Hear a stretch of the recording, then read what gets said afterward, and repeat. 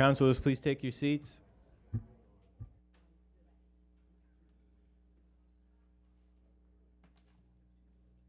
I'm going to convene the meeting without quorum, but we expect to have quorum shortly. So I'd like to call to order the September 20th, 2018 meeting of the Barnstable Town Council. Please note that tonight's meeting is recorded and broadcast on Channel 18, and that in accordance with Mass General Law, Chapter 38, Section 20, I must inquire whether anyone is recording this meeting, and if so, to please make their presence known. Seeing none, please silence your devices. Madam Clerk, may we have the roll call? Councilors: Breedenbender. Here. Crocker. Here. Cullum. Dagwan. Flores. Here. Rapgorsetti. Present. Hebert. Levesque. Here. Neary. Here. Schnepp. Steinhilber. Here. Tinsley. Wallace. Here. Thank you. Please stand for the Pledge of Allegiance in a moment of silence.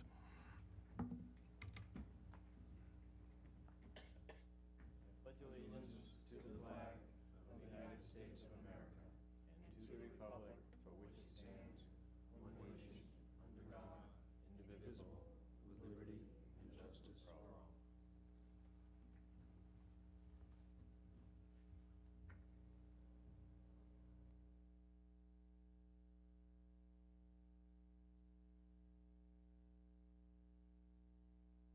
Thank you.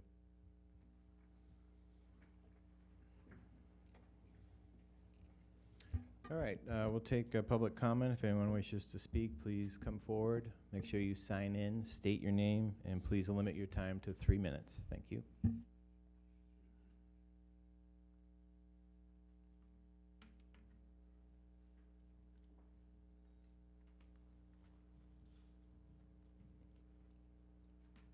Do I need to press the green? Okay. I'm Barbara Dooley. I'm a 14-year resident of Centerville. I live in a residentially zoned house. My new neighbor, who also lives in a residentially zoned house, has been advertising and renting her rooms in her house via one of those online sites. In this case, it's VRBO. This is despite a cease and desist efforts that have been made. My neighbors and I have contacted multiple departments in the town of Barnstable, and whether by phone or in person, and we've been told that an ordinance needs to be written in order to enforce the currently existing zoning laws. And so my question, and I know you can't respond directly to me, is can you please tell me when and by whom this ordinance will be written to enforce the currently existing zoning? I don't exactly understand how all the departments in the town of Barnstable work together, and I have contacted about 5 or 6 of them, and I don't know if I've gone through the proper channels. And that way, if you are able to tell me that, I can get back to my neighbors who are interested. And also, at that point in time, I hope that my residential neighborhood will once again be a quiet residential neighborhood. I currently do not feel safe living next door to the sudden influx of unknown transients. They're about 30 feet from my house. It's a very short street. There are 8 houses on it. It's a cul-de-sac. The increase in traffic is noticeable. So I appreciate your help. Thank you very much for listening. Thank you. Anyone else wish to speak? Question.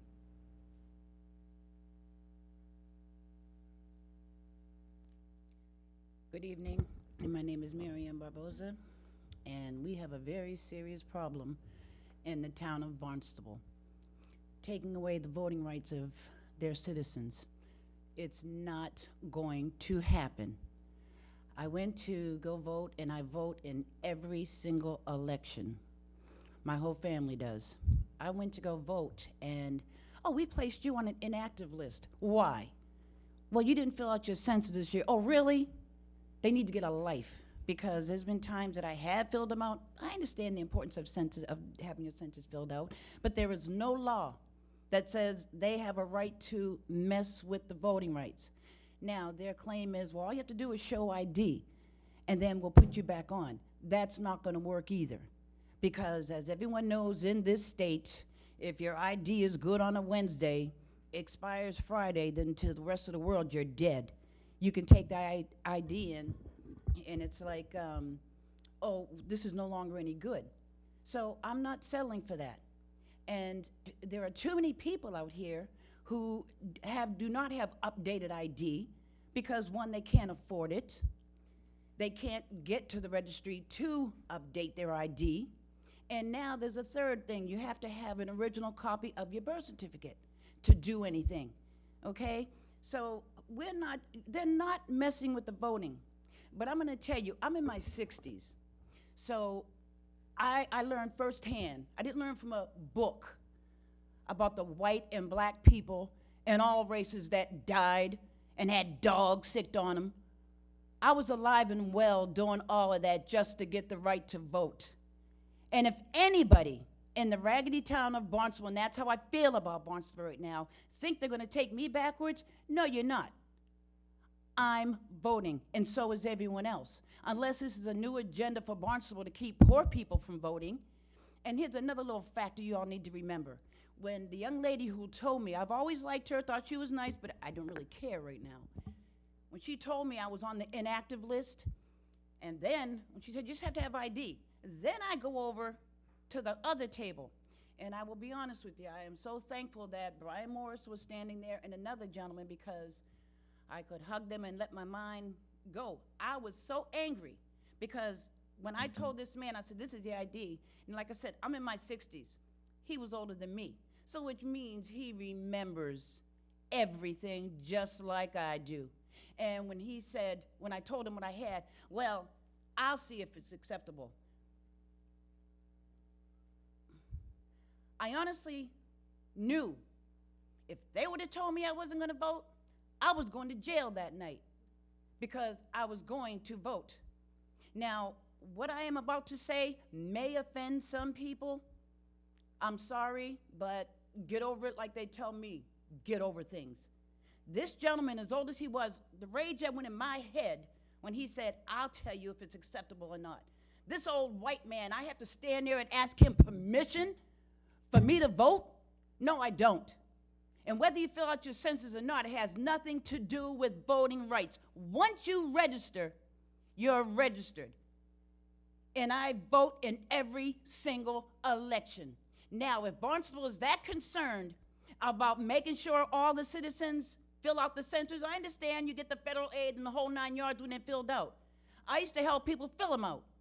Well then, during that time, Barnstable can hire some people to make sure to help other people fill them out if they're that concerned. Or make sure you take the people to the registry who don't have a car. Pay their money, those that can't afford to update their stuff. Or help them get their birth certificates. But if you think you're gonna take us backwards, no, you're not. I have a right to vote, and my family has a right to vote. And I've seen the dogs. I was alive. I knew. And so anyone in this room, I don't care what your race, I don't care who you are, you want to see a war start? Try to take my voting rights away. Please forgive me, but that's how I feel. Y'all have a good night. Thank you. Anyone else want to speak?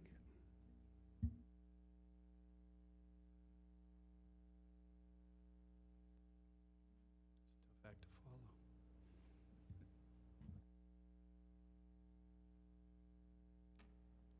follow. Peter Halesworth, 30 Commerce Road, Barnstable. Councilors, we appeared before you on April 26th, July 26th, and August 9th to offer an opportunity to the Town Council to join Blish Point residents in Barnstable Village and Precinct 1 to work together for a great success story to address the massive flooding of our neighborhood. Achieving our goal of flood resistance would grow the town's tax base, give us peace of mind, and provide the community a living lesson about effective collaboration between citizens and government. At these meetings, we were promised a game plan. Today, we are here to acknowledge the game plan is on the drawing board. And I and my neighbors personally would like to thank you and the town officials who've made this happen. We would appreciate also your support of agenda item number 2019-027 tonight, to transfer funding towards a study of improvements in the Commerce Road area of Bush Point and Barnstable. While there's still a long way to go to achieve the improvement of infrastructure for flood resistance, with the analysis of the flooding problem at Bush Point, the engineers designed for a solution, and the permitting and the construction of infrastructure, we have reached one very important destination: collaboration and understanding between citizens and their local government for the need to take action. During our testimonies here, and while meeting us in the neighborhood during Councilor Flores' visits to Bush Point, it is reassuring to know now that we've been heard. It can be a very emotive experience to hear the concern in people's voices, see the look in their eyes when they worry about the safety of their families and property. It also makes sense to protect this thriving asset with its prime location and booming real estate value from more damage. I personally am heartened that we are now moving together to preserve our peace of mind and properties on Bush Point. Again, we would appreciate if the town council supported us today with funding agenda item to keep moving toward a solution in lieu of state funds. We're thankful for State Representative Will Crocker, State Senator Julian Sear, and State Representative Tim Whalen for moving heaven and earth on Beacon Hill for funding. However, these funds are expected mostly in 2019. Time is not on our side, and the winter storm season will be upon us shortly. In the meantime, we would be very grateful if the town council stepped up with funds to maintain the project's advance. There still is a long way to go until a solution is achieved, and that will keep all families and properties safe. Town Manager Mark Ells stated he and DPW head Dan Santos will need the neighborhood's support to sustain the momentum and bring home the state funds. And I believe that my neighbors and we will all be there to help you help us. Thank you. Thank you. Anyone else wish to speak?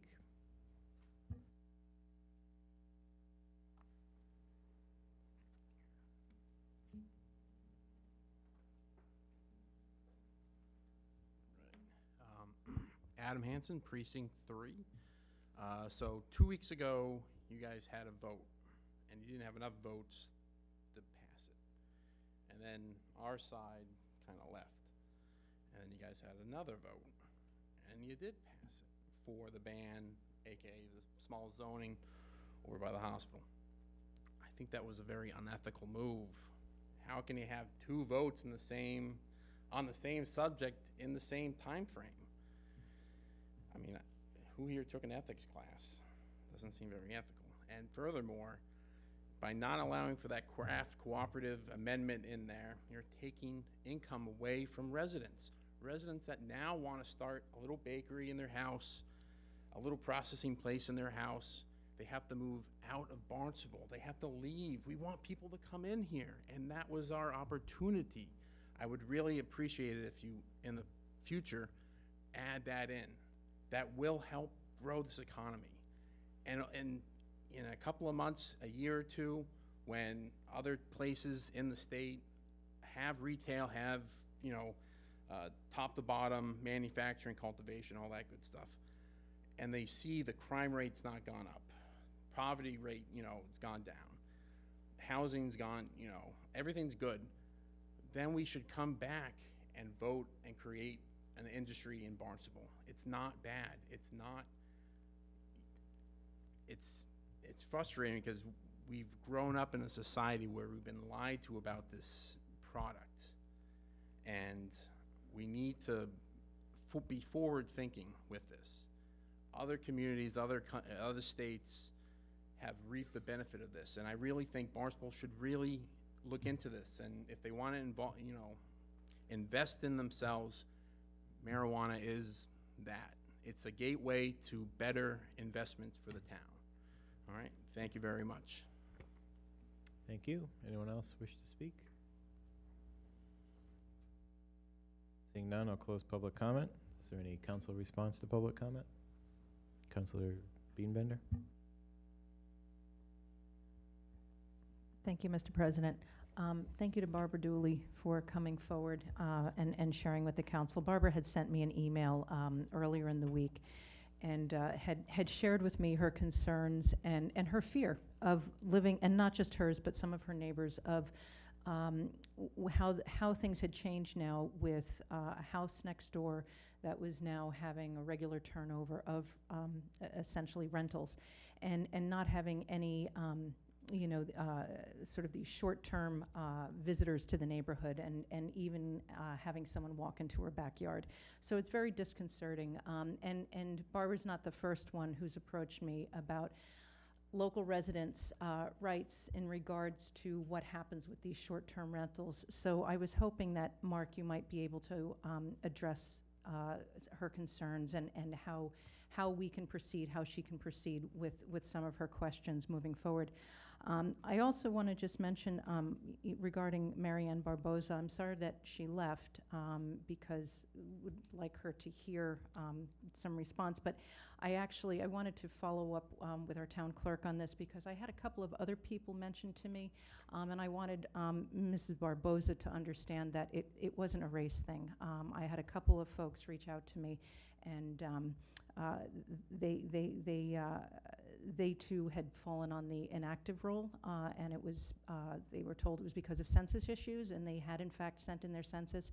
So I'm hoping we can follow up with the town clerk just to find out what might have gone on in that situation. And that's it. Thank you so much.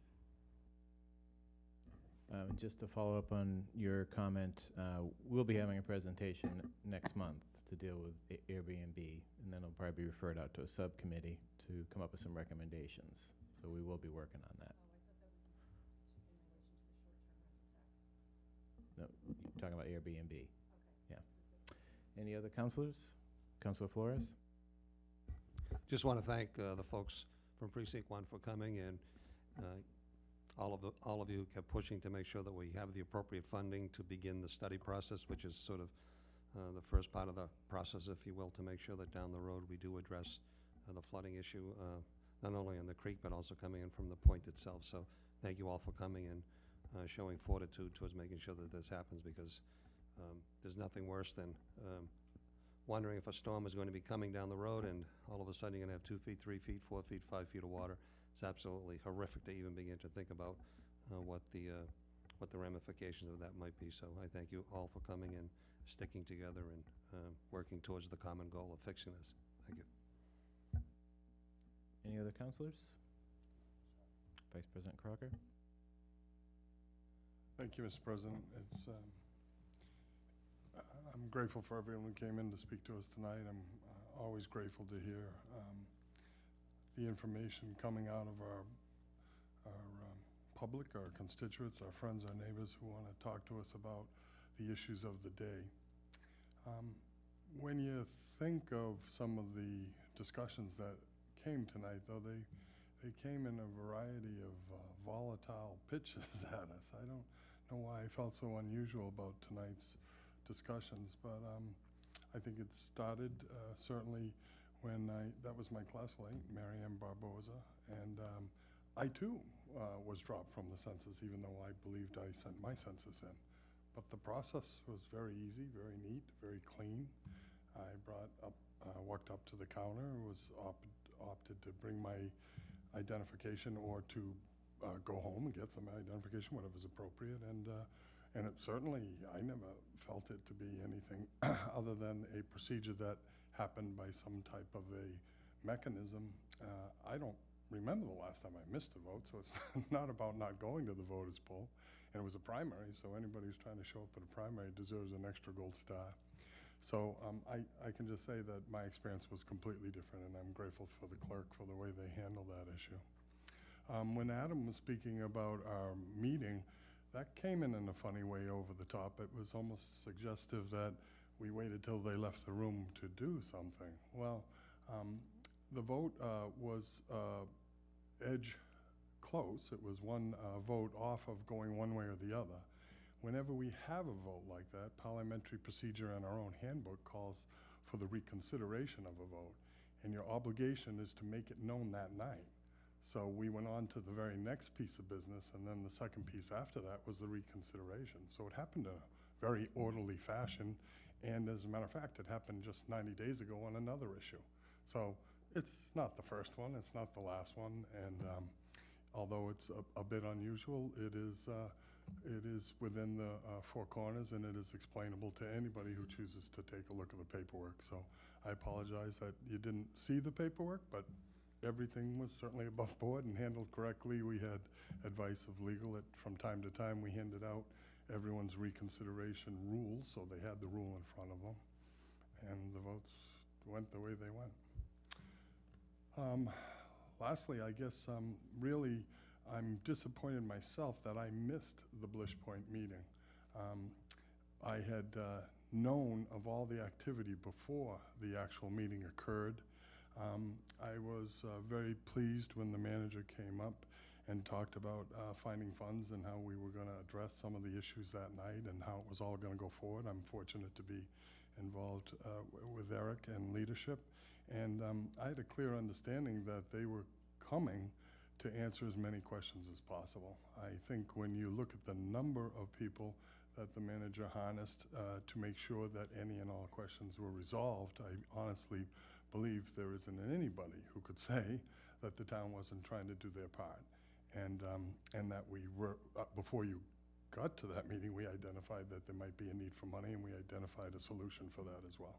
So I think that's before us tonight. I think you're going to find a very receptive group of people here because we all seem to be committed to take care of our friends and neighbors. So please just remember, that's what we are. We're all just part of the neighborhood, and we're happy to have you with us. Thank you. Councilor Wallace? Thanks, Mr. President. Yes, in reference to the Blish Point situation, I was fortunate enough to be in attendance of that meeting along with our town council president. But I would like to send out a particular thank you to Dan Santos. His presentation was very comprehensive, well done, well put together, and it made the whole situation very understandable, although very frightening at the same time. So with the information that we received at that time from him, I think there's a serious situation that needs to be acted on sooner than later, and I hope that we will move forward in the most expeditious manner possible. Thank you very much. Thank you. Anyone else? No? I'll just add that I too was also on the inactive rolls when I went to vote and showed my ID and I voted, so clean process. But they were not alone. There's a lot of us out there. We good? All right. We're going to move on to Town Manager Communications, Town Manager Mark Ells.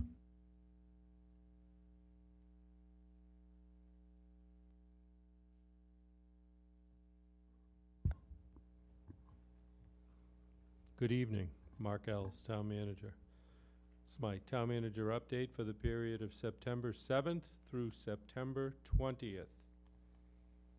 We are proceeding with the tasks in the Budget Action Plan for FY 2020 as scheduled. Director Milne, he already did provide his update overview at our last meeting. I apologize. The Town Council held their strategic plan workshop on Saturday, the 15th. Thank you for having myself and Assistant Town Manager Clyburn and Director Milne in attendance there. We appreciate your leadership. This is a key piece in us proceeding with our budget, and so we appreciate being able to participate in that. We also have our joint meeting workshop with the school committee to have our Director of Finance provide the financial conditions of the town, and that is scheduled at this time for the first meeting in November, November 1st. We also are planning on having calendar year fee and hearing on rates in November, mid-November, and I will announce the specific date and time probably by our next meeting. We continue to work with the Mass Department of Fish and Wildlife, USGS, Department of Environmental Protection, Water Supply staff regarding the future potential water supply wells proposed for the 250-acre parcels northeast of the Hyannis water system.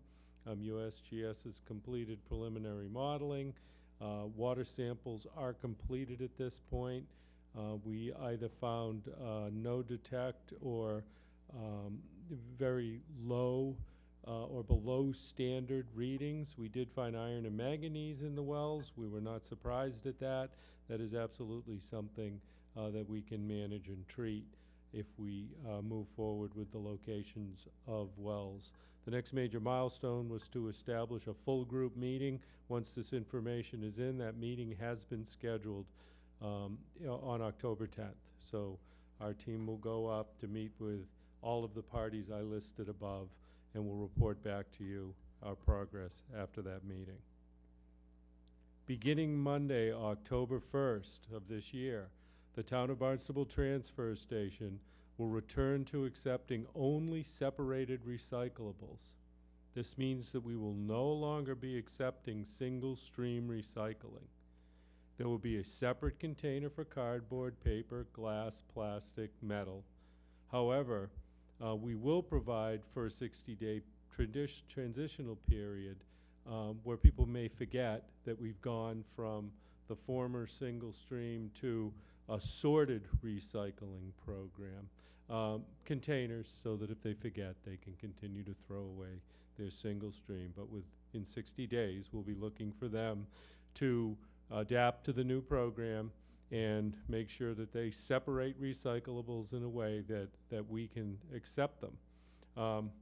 While we understand the new program may not be as convenient as single stream recycling, economic factors over the past year have caused the recycling market to significantly change.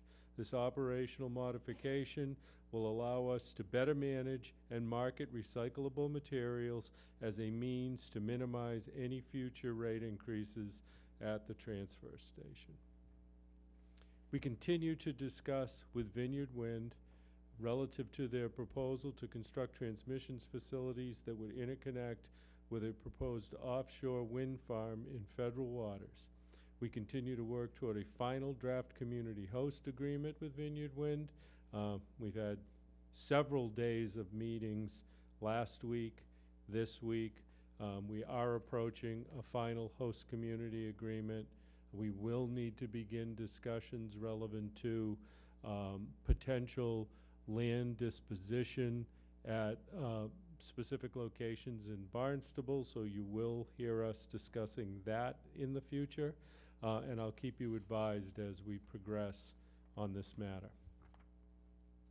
On September 10th, I met with the Sandy Neck Board to discuss communications between the board and the town manager and our continued efforts to maintain effective communication.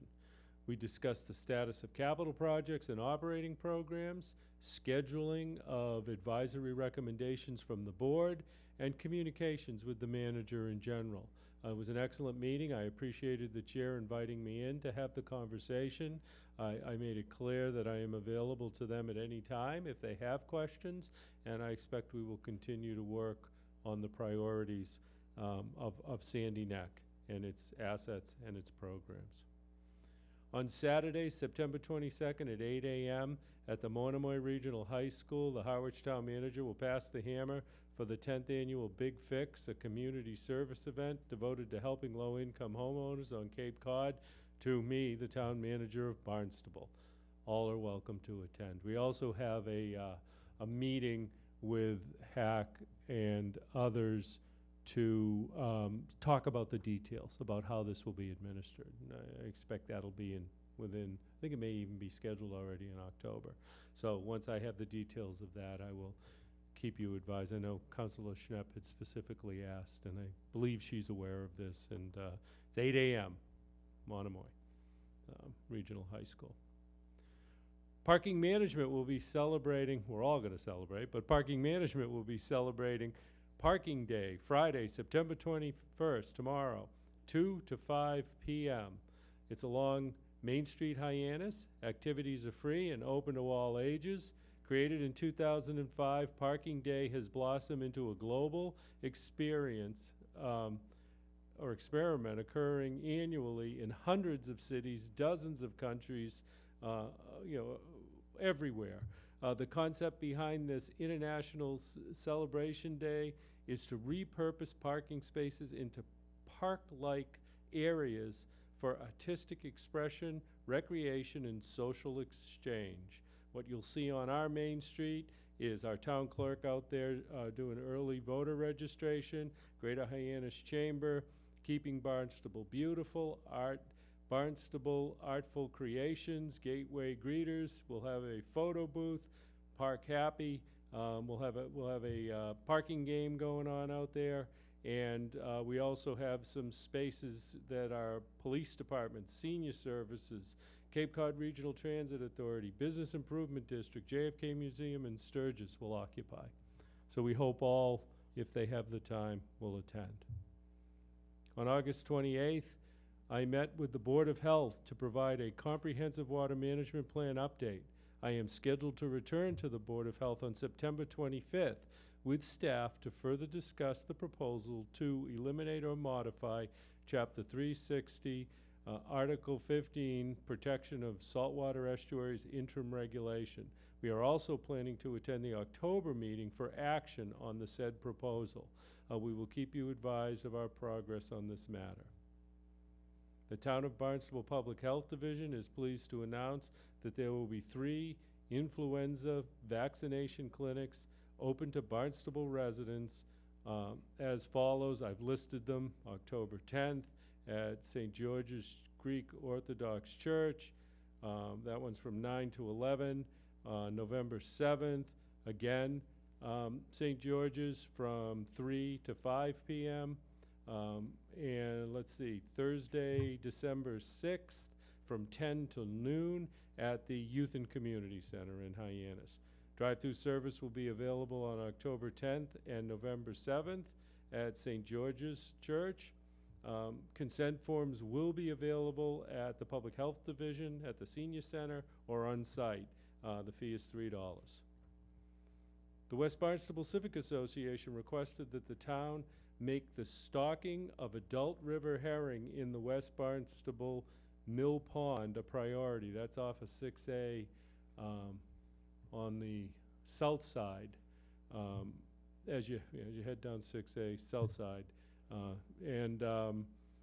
So what I did on September 6th was I sent a letter to the Mass Division of Marine Fisheries, and I requested restocking in the spring of 2019 to restore the traditional herring at that particular mill pond. I believe there's a meeting coming up in October, and we believe that we have a good chance of this occurring this coming spring. So I had a lot of people reach out to me relevant to this request, so I thought I'd take this opportunity to let you know that we have formally proceeded with that, and we're optimistic. I'll keep you advised. You've already heard this evening that we met with residents from Commerce Road. I believe that the presentation done by Director Santos, though in this case specific to the north side and to Commerce Road, Marispin Creek area, was an excellent presentation that all of our residents should hear. Certainly our council should hear, and all of our residents. So I've asked Director Santos in somewhat of an abbreviated version to go through that this evening for you all and our public. So thank you. That concludes my report. Thank you, Mark. And I just want to note that Council Hebert arrived during public comment, so we officially have quorum.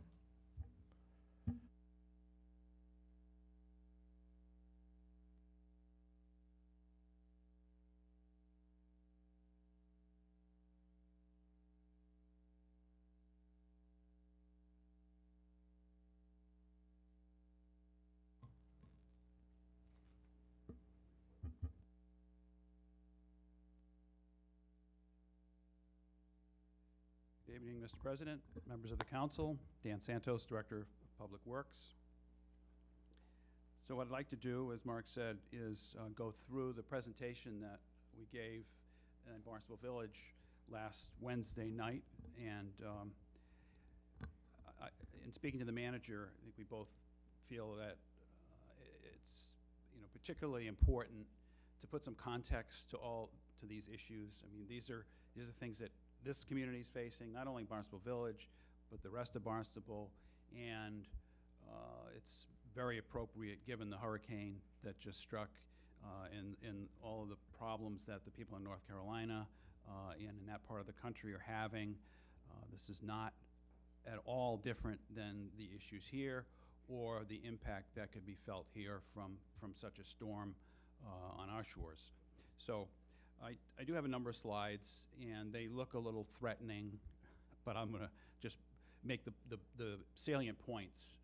And really the point of the slides is to show that everything I'm saying is backed up with this data.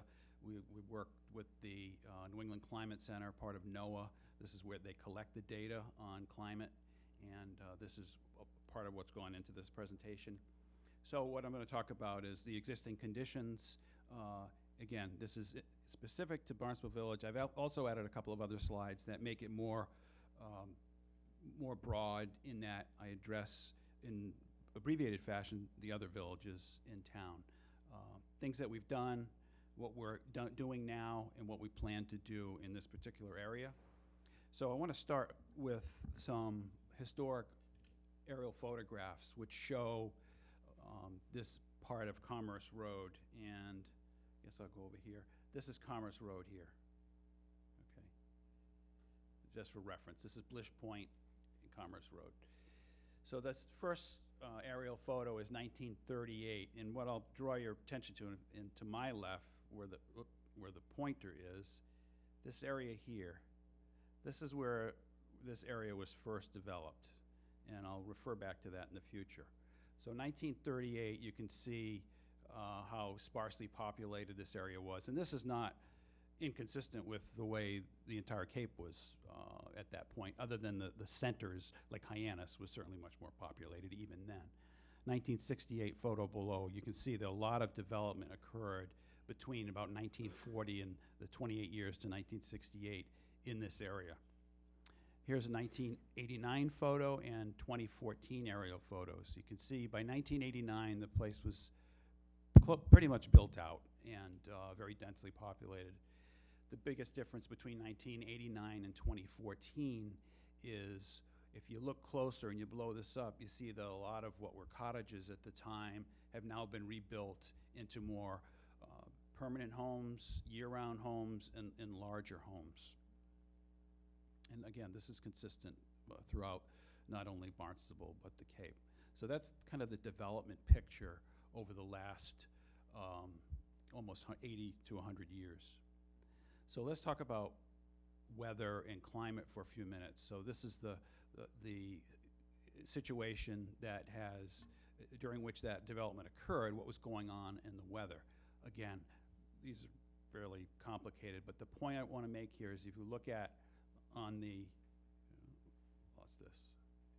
Anyway, on the bottom, this is the years. So we're looking at annual precipitation. That line in the middle, just below 46, that's the average annual rainfall in Massachusetts. And you can see that for most of the years in the first part of the 20th century, we were well below the annual average precipitation. What's important to note about that is that that's when a lot of the development was occurring, not only in the Commerce Road area, but in other parts of the town. So people weren't seeing the rainfall situation that might have caused flooding, that might have caused them not to build in those areas. So, and this is not, inconsistent with what happens throughout. People don't think they flood and they can develop these areas. And this is a time when our regulations about where and how to develop and build were much less sophisticated than they are today. And then here, if you look at precipitation, this is the number of extreme precipitation events, and that's defined as greater than 2-inch rainfall in an event. So the line here, the average line, is 2.3, is the average number of extreme precipitation events in Massachusetts. The lower chart is in the United States. Again, you can see during that same period when we had low precipitation, lower than average, you had fewer extreme precipitation events. But you start looking between 1990 and 2020, this trend is dramatically increasing up in here. This is, it's night and day, literally, but this break in the 1980s where the weather has changed significantly. And the trend is that that's going to continue. So if we look at sea level, okay, sea level rise, again, the takeaway on this is that between, pretty much the country's history to the year 2000, sea level rose about a half a foot. And from 2000, pretty much now, where it says satellite data, between now and the end of this current century, sea level is going to rise, they're predicting, from 1 to 4 feet. So one of the things that you hear a lot about is the 100-year storm. And what that is simply, the 100-year storm is the event that is predicted. There's a 1% chance of it happening in any given year, or could happen once every 100 years. So if you look at the trend for the last several years about the 100-year storm, that 100-year storm, that event. So on the Cape and in Massachusetts, basically 6.5 inches of rain over 24 hours is a 100-year storm, or the storm that has 1% chance of occurring. Now, that same storm has a 3% chance of occurring. In other words, a 30-year storm. So 1%, 3%, they don't seem like big numbers, but 3% is 3 times more likely. Okay, so it's almost a 300% increase in likelihood of a storm getting to this significance. So that impacts not only flooding events and rainfall, but also how we build and develop and manage our infrastructure. Is we have to plan on this kind of recurrence interval for our storms. Federal Emergency Management Agency does flood maps. It's primarily for the flood insurance program, but these are relied on by building inspectors and developers and those building on where flood can be anticipated. So basically looking at the 100-year flood level, and that's flooding. That's not a rainfall event. This is basically on a coastal environment, conditions that would create a certain elevation of flooding. And it's really driven the cost of flood insurance. But here you can see the area, and I'll point again to this area here. The white is all basically above that flood elevation for FEMA. So now I'm going to have a few slides on storm surge. Storm surge being defined in this case as feet above high tide. So we kind of, when you're planning, you want to look at worst case situations. And there's a number of things to consider. So there's high tide, the storm surge itself. Storm surge is driven by lunar cycle, it's driven by air pressure, and it's driven by wind. So all of these things, again, they can keep compiling on top of one another to make the situation worse. You also have to consider, when you're thinking about flooding, is rain, okay, if it's happening during one of those intense rain events, and whether you have a high groundwater situation. Now in March, in Barnstable, and in particular the Blish Point area, we had a storm surge, we had high tide, we had a very significant rainfall event, and we had high groundwater. So all these things contributed to a very serious flooding situation. Any one of those things was different, it would probably have been less. It still would have been problematic, but it could have been less. So this is 3 feet above high tide. The orange is areas that would be affected or flooded. Here's 7 feet above high tide. You can see much more significant area affected. And then finally, this is 10 feet above high tide. And this is not far off from what we saw in March. And once again, I'll point to this area here. And we chose 10 feet. It's conservative. It's clearly not out of the question. Again, just looking at North Carolina and what happened there last week, that's exactly what occurred. So then I'll just point out that, and this is predicted hurricane flooding, but if you take all of the colored areas, it's basically that 10-year surge. And finally, this is that area back in that first map. So it was obviously that people knew something then, that when we developed and built, and typically you do that, it's smart, you're building high and dry. So you're gonna build on the most elevation, and that's exactly what occurred here. And I guess the takeaway from all of these first slides is, during the intervening years, when we had, low likelihood of precipitation, lower than average, we developed this area pretty significantly, also at a time when there was much less regulation. And now, unfortunately, we have to deal with that, because there are homes, not only here, but throughout the town. And I want to show you, here's the 10-foot storm surge across the town. All the red are areas that would be inundated by a 10-foot storm surge. That's 10 feet above high tide. And, okay, it's along the coast, obviously, the entire coast. But if you focus in a little bit, so in Hyannis, all the red areas. Now, granted, a lot of the parts of the town, the red areas are marshes, and they're not where there's development, but there are significant numbers of homes in these areas, in every village. It's Hyannis, Centerville, and we all know these areas. These flood from time to time, maybe not to this extent, but clearly the low areas are the marshy areas. Osterville, there's a lot of homes there in that red area. Katuitt, another part of this is, okay, there may not be a lot of homes that would be affected, but you got to overlay where your roads are. And so in the case of Katuitt, your main roads down into the southern part of town, the south end of Main Street, there's no way out, when you get flooding to this extent. So that's something we have to think about as planners as we move ahead. Are our roads protected enough? Because protection of life is number one in all of this. Okay, in our planning, we're working with the police department, the fire department, the town manager's office, is how do we keep people safe? I mean, property is important, but number one is public safety. And if we got to start looking at, well, maybe we need additional roads or additional improvements to the existing roads, so that while we may not be able to protect all those homes in a 10-foot flood surge, we'll be able to get the people out, that we'll be able to have public safety response. In West Barnstable, this is the Great Marsh, Sandy Neck. There are fewer homes in this area affected. Certainly there are some. But again, this points out the value of marsh systems in storm protection.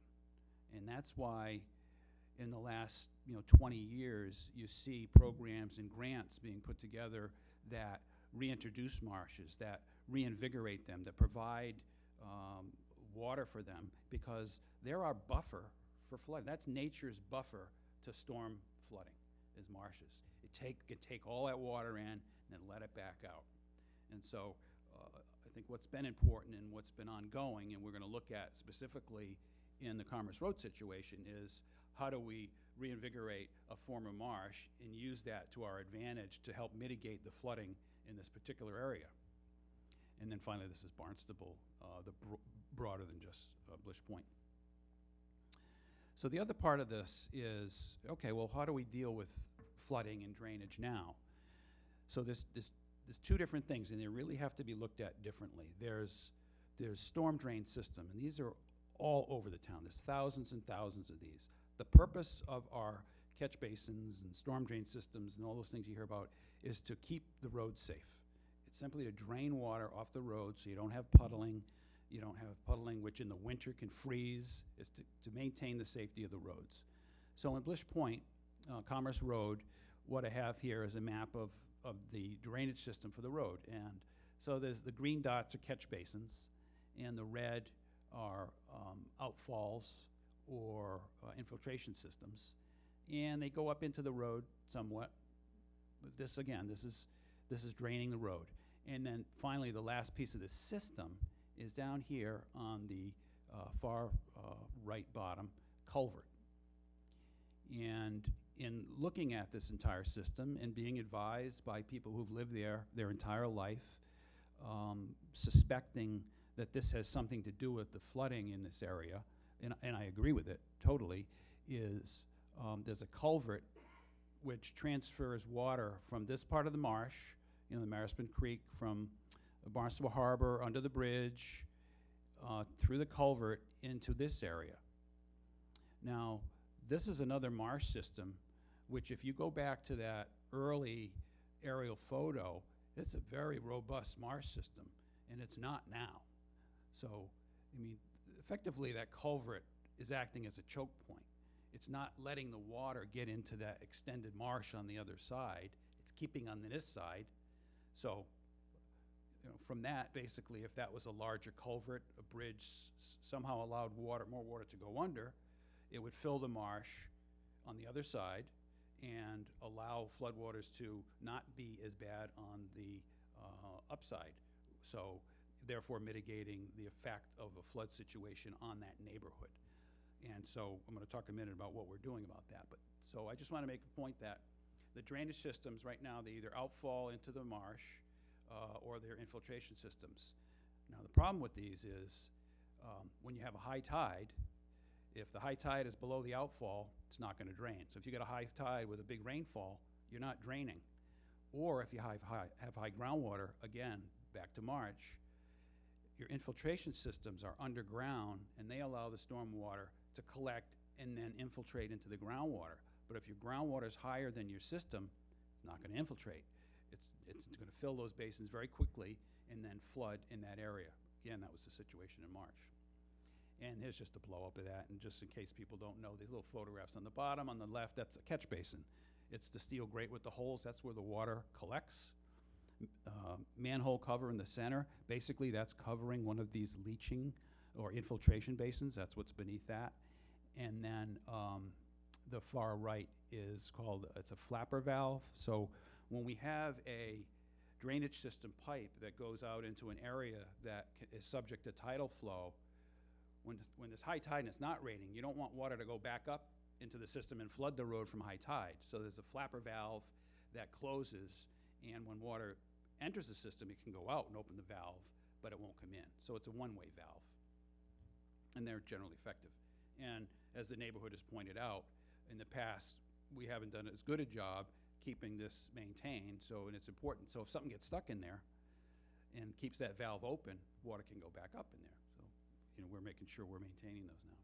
So what have we done in this particular area? We've cleaned and inspected all the drainage basins, and I have instructed my staff that we are to inspect these all on a monthly basis and take any action necessary. Now we have, as you know, you funded through our operating budget maintenance program for catch basin cleaning, and we have something under 10,000 of these, so we can't do them every year. It's just an enormous amount of work. So right now they're on a 3-year cycle.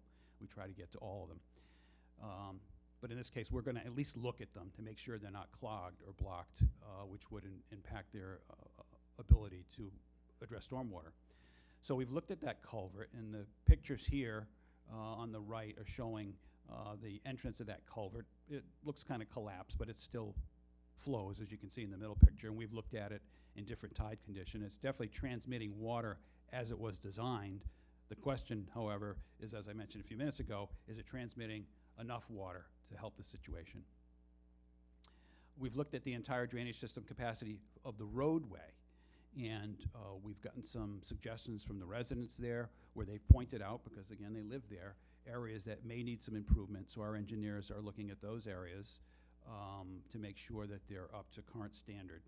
And then finally, we've begun a hydrologic and hydraulic study. That's simply basically looking at when the water comes into this system, where is it going, and can that be changed? And this is the Woods Hole group, who's probably the premier group, definitely on the Cape, that understands these systems and they can model the system. So basically what we want to know is if we were to enlarge this culvert and send more water, there's always a consequence, and that's what is important. We don't want to just go out and enlarge the culvert or close off the bridge, because the water, with the case of water, it's got to go somewhere.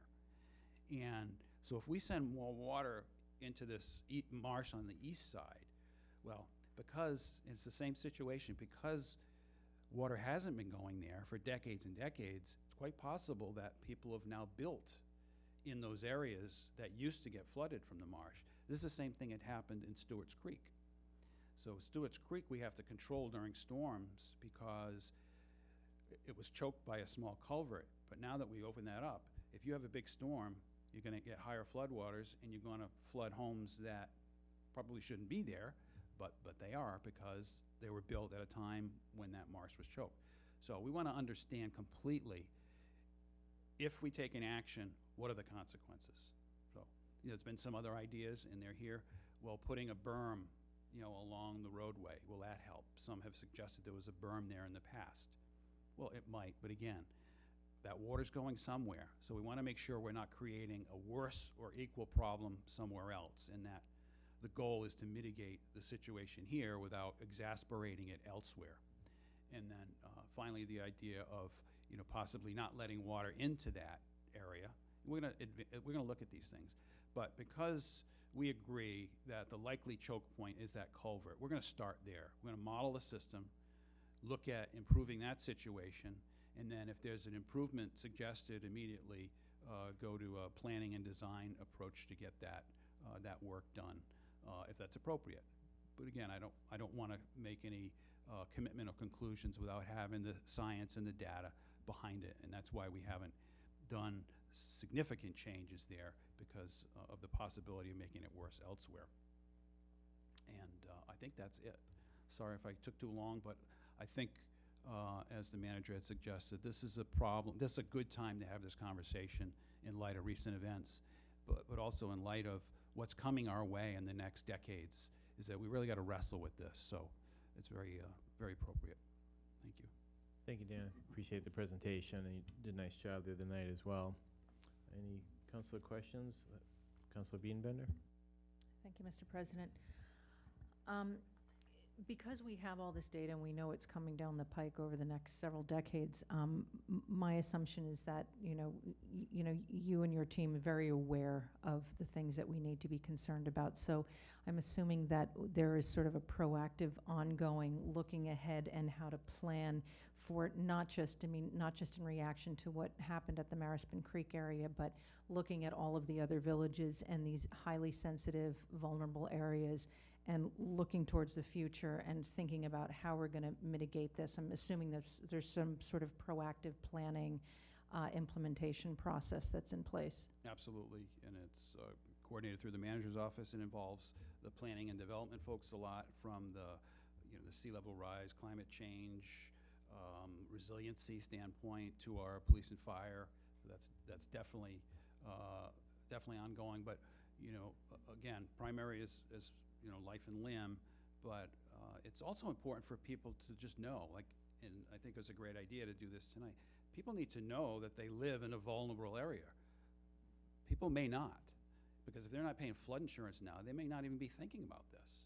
But we are vulnerable, and I think it's important that people know that, so they can make actions on their own behalf to make sure they're prepared in the case of those situations. Councilor Levesque? Thank you, Mr. President.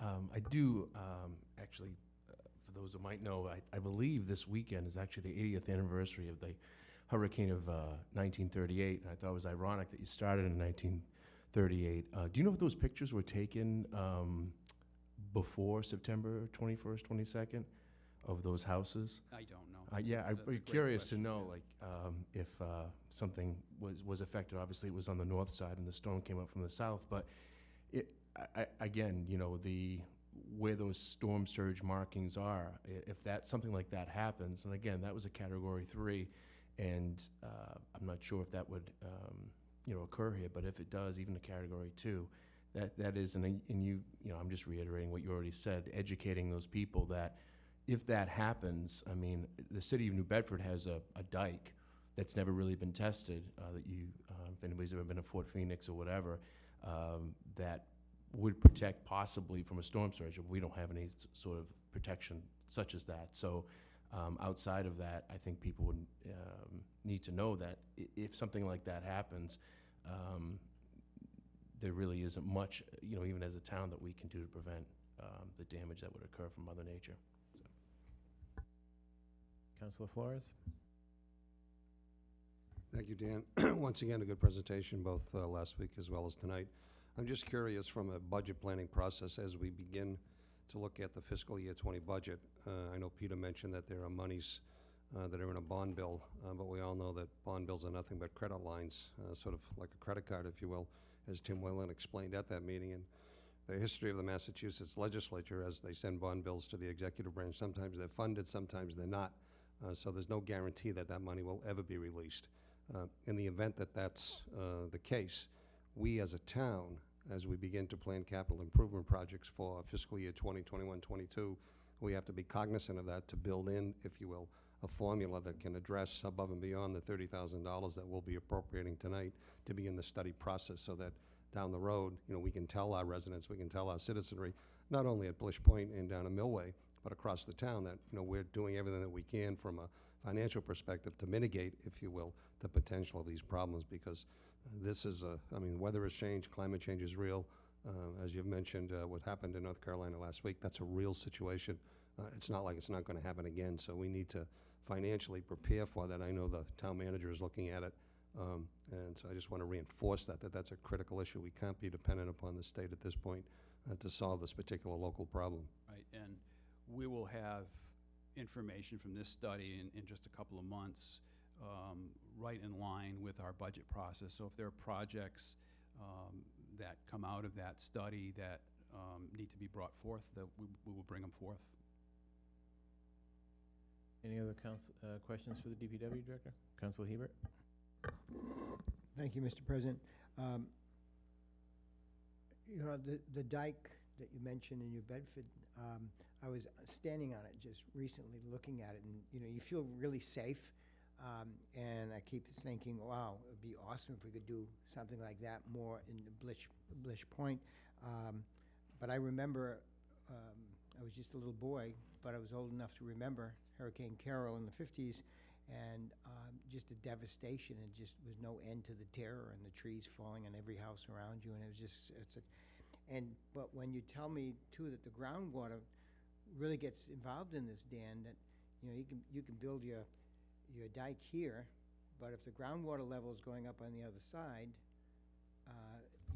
little protection at that point. So all we can do is rely on your expertise and what you and your team are doing to try to, as you said, mitigate the damage that can be done. But it's certainly, as you said, kind of a frightening picture to look at. Right. The flood control projects, or those flood barriers in New Bedford, there's also one in Providence. They are very appropriate and designed when they're protecting a harbor with a limited access, and that's what you have in those situations. So you can literally close the door, and you've got a big bay on the other side that can accept that water that's not going in the bay. But like in a Blish Point, if we close that bridge off, you still got the whole harbor there that's going to be taking the brunt of that water. So it may not be a situation where that's ideal, but there are situations, and that's why those were built there. And really, I think they've both been untested, although, hopefully they would work. But anyway. Thank you, Dan. Any other questions for Dan? Councilor Neary? Thank you, Mr. President. Just one, Dan. It's a sobering presentation, obviously, when you see the statistics. And I think the town, as these results come out, we're going to really need to take a hard look at it financially. How going forward, do we determine how to fund these projects? And it's not just in West Barnstable, it's throughout the town. And to try to create a vision where you've got the coffers, for lack of a better word, of the residents and taxpayers in this town trying to figure out to what percentage are people responsible in the various areas. It's a tough question, and it's going to be a difficult one to cross. I know the residents of these areas are looking at it from a real estate value situation. What do we do? Do I spend quite significant amounts of money to maybe raise my particular property? Looking at the maps, if I was sitting in the bottom of that, the lowest points, it's certainly cause to think about going forward. So, we'll look forward to the presentation and what the results provide, but it will certainly be a discussion that will take many twists and turns in terms of how to fund it, how to pay for it. But thank you. Anyone else? All right, thank you, Dan. I think we did have some questions for the town manager for his presentation. So Mark, if you want to come back up. Councilor Rapcorsetti. Thank you, Mr. President. With regard to your report, number 8 on your report, you're scheduled to return to the Board of Health regarding eliminating or modifying Chapter 360, Article 30 or 45. That's with, I know those are interim regulations and could go away or are there until we adopt the CWMP and implement the CWMP. Are you proposing to eliminate that or modify? We're discussing how to modify or eliminate, yes. Okay. That's the discussion before, and we'll see where the discussion goes. And this is with regards to septic, disposal of septics? Yeah, there are proposed sewers moving into that area. The original regulation, as I've read it, references only sewer expansion as being a remedy to, the issue of nutrient loading. I think in the last decade, we've had the opportunity to look at both traditional and non-traditional. So certainly it needs to recognize the work we're doing in those areas. It was interim 10 years ago, so there's better information, and at this point it merits the discussion. I don't know that it contemplated, the balance of resource protection with economic growth and housing. So we really need to, I think, broaden the discussion to make sure that all of our priorities are considered as we move forward with continuing, if that's the decision, to continue in some form these regulations. Again, it's been there 10 years, and when reading it, it reads out of date. I brought this almost 9 months ago to the Board of Health, and then again, originally in December, then 2 months ago, and now I'll be up again next week, and then in October, and we'll continue the discussion until we make a decision how to proceed. Okay, all right, thank you. Yep. Any other questions for Town Manager? Councilor Hebert. Thank you, Mr. President. Thank you, Mark, for your diligent work in all these areas.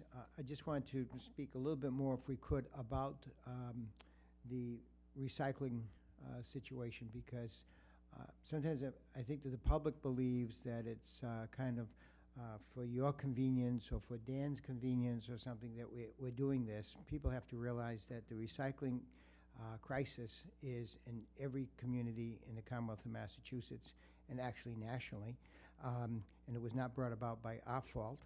And we made a decision some 3 years ago with the ABC's contract with us that they said, commingle, and we're not even going to charge you to pick it up. And that's changed, I think it's safe to say, 100%,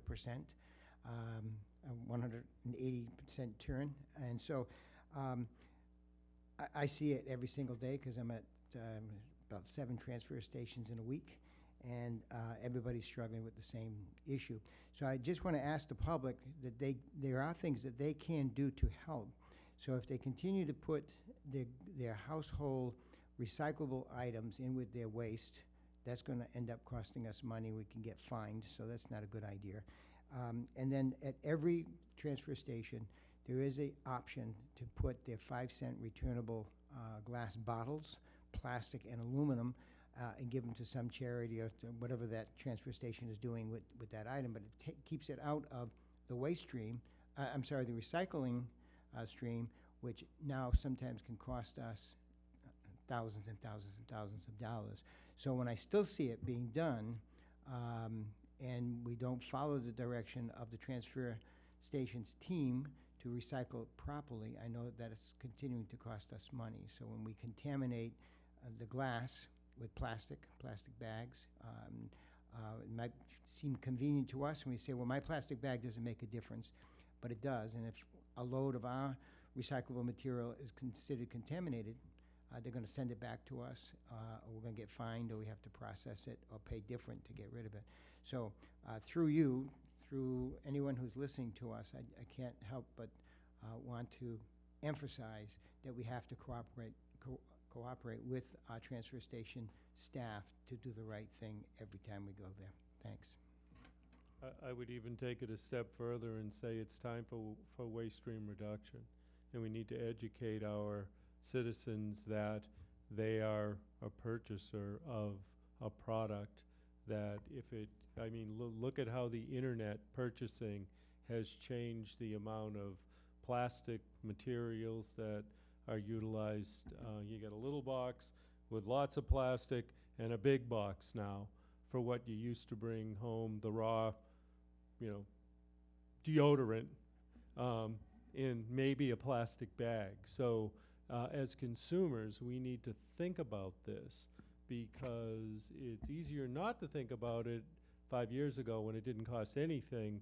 The market didn't cost us to get rid of many of these recyclable products, when now we're running, if it's single stream, well over $100 a ton. So waste stream reduction is another educational opportunity and then tool for us to use here, even beyond once we get it, recycling it. So I think we've got to ask our public to come up to speed on what that means and make some purchasing decisions and help us out here. So, yeah.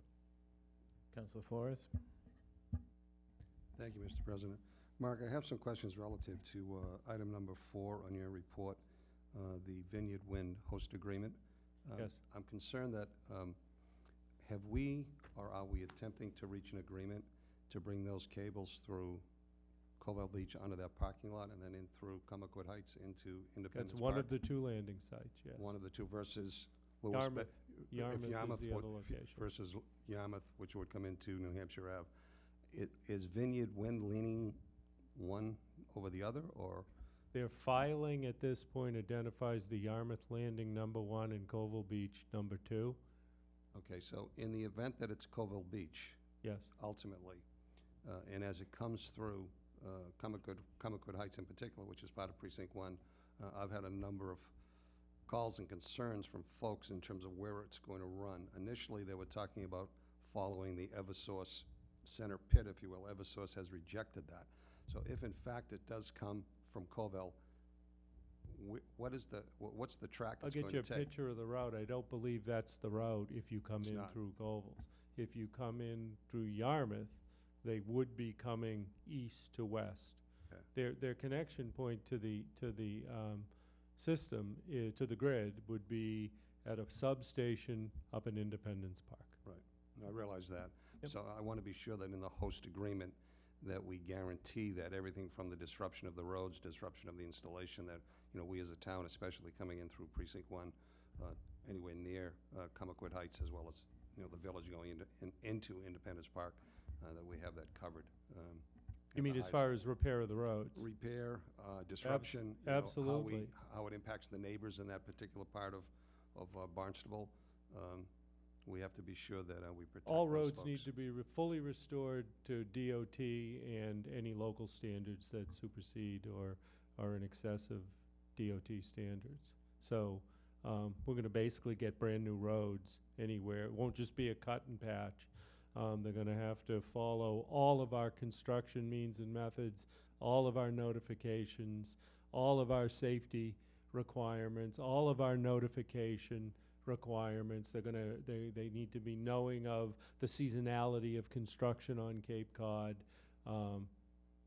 And so certainly we know that contractors can try to deviate from that. And we will put every precaution in place so that that won't occur. Is that all part of the host agreement in writing? Are those appendices? Yeah, I mean, do we get basically down it to that level of references all detail? the existing documents. I mean, we do a lot of construction, Right. horizontal construction in town. So the same standards that apply to all of our horizontal construction would apply to these projects.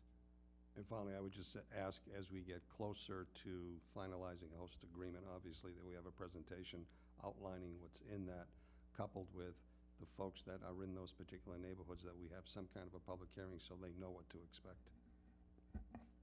Or informational, meaning to find it out. whatever you want. Informational, absolutely. I don't know what would trigger the public hearing at this Well, point. public hearing is probably the wrong term, I- a meeting I to would- let folks know, Sure. informational. The challenge that we have is they're actually running dual projects in their submittals. So they've got the routing of the project in a landing in Yarmouth, and they've got the routing of a project with a landing at Gobles. And I don't know which one. It'll be a result of many different review process at the federal, state, and local level that I guess ultimately will determine which route they choose.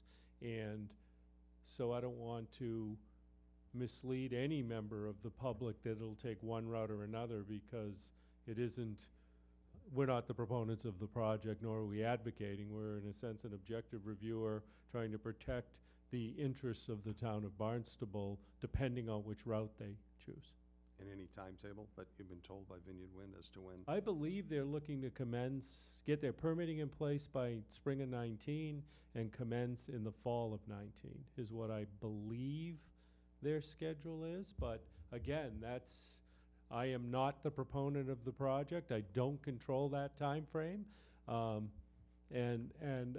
Certainly, we are linking the commencement of the host agreement to certain milestones that would need to occur in the project. So that will trigger the host agreement commencing.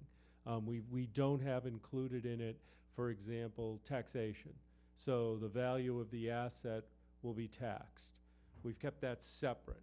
So so that'll happen. That'll happen just the way it does for every asset that exists in our community. The host agreement focuses on what we've discussed already. It focuses on a host fee that's associated with it. It focuses on, protection of our public resources as they contemplate specifically siting substations. It focuses on not allowing an interconnect to occur in the event that some other project comes along and would like to connect into their cable. So, Just one final comment relative to the substation.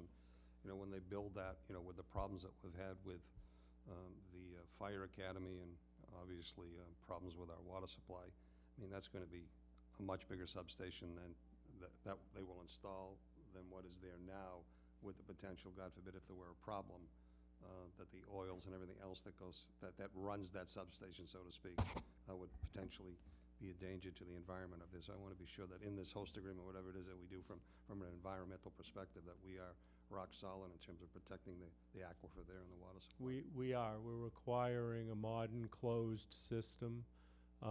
It is significantly larger than the one that we required at the airport, but we were successful in having Eversource upgrade that facility.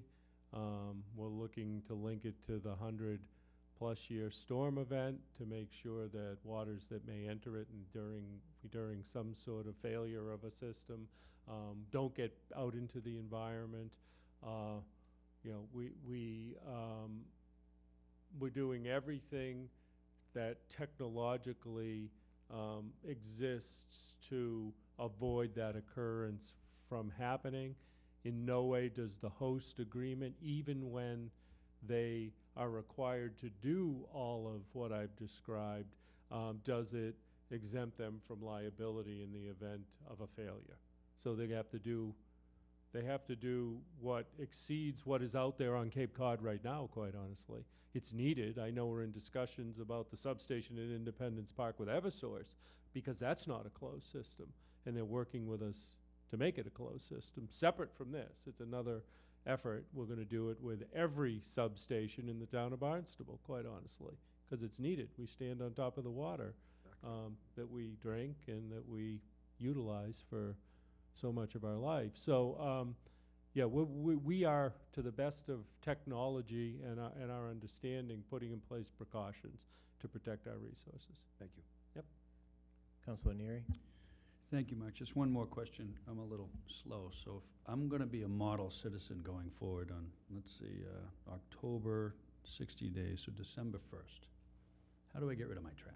What do I do? Do I put it in one Put it- bag? Do I separate No. all glasses Well, your and trash- all aluminums? And Your trash goes in the bag the way it always does. And over the next several weeks, and probably if you've been out there now, we've already begun to separate certain products. We're going to go back to what we did,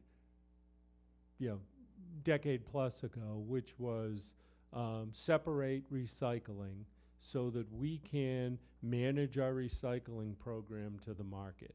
The single stream's convenient. The market supported it. But in going to a single stream, when market changes occur, you're not very adaptable. And beyond us, what I see happening in the market, because I actually managed solid waste 20 years ago, and we had similar downturns then, believe it or not. So this is cyclical.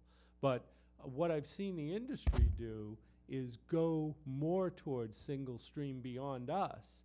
So it's not easy to just separate it and then have a market to take it to, because those markets aren't there anymore, because the single stream market allowed the people in between us and the end market to modify their operations. So the whole, like I think it was well said, that this isn't just a Barnstable or a Massachusetts issue. It's a national issue. And our markets aren't always domestic. So sorting is more difficult, but in these sorts of events, gives us more flexibility. So separate your cardboard, separate your aluminum, separate your tin, cardboard, separate your glass, newsprint, tin newspaper. cans. Follow DPW's lead. They're going to be communicating with our customers over the next, through the end of the year, basically. But we're implementing October 1st, and we're going to work with them. Nobody will get sent home, but we're going to educate them, and hopefully within 60 days, we'll be real close to where we want to be. We'll all be model citizens. Absolutely. Thank you. Yep. Councilor Hebert? Thank you, Mr. President. Thank you, Mark. Just a kind of a follow-up on that. I have communicated with the governor and the Department of Economic Development, asking them to really kind of look at any recyclable items that we can put to better use here in the Commonwealth of Massachusetts. We don't have to depend on other markets. It's an opportunity for us to create some more products here and recycle some of our resources right here. So that's exciting. I just want to do a congratulations to you, Mark, to our Assistant Town Manager, your team, Legal Department. Sometimes I kind of poke around an awful lot, and people say, I wish he didn't poke around as much. But I can assure the public and everybody else that the due diligence that your team is putting together with Vineyard Wind is second to none. There's not going to be one stone left unturned in your determination to keep us all safe and to make the project the very best and an example of fine offshore wind. And also a shout out to Vineyard Wind, who, if I've asked any questions of them, they answered it up front, made sure I had enough information, came back again, did we answer it correctly, are you okay? And that's constant for everybody. It's not just for me, anybody that talks to them. But to your team, plus AA, thank you. Anyone else? Councilor Wallace?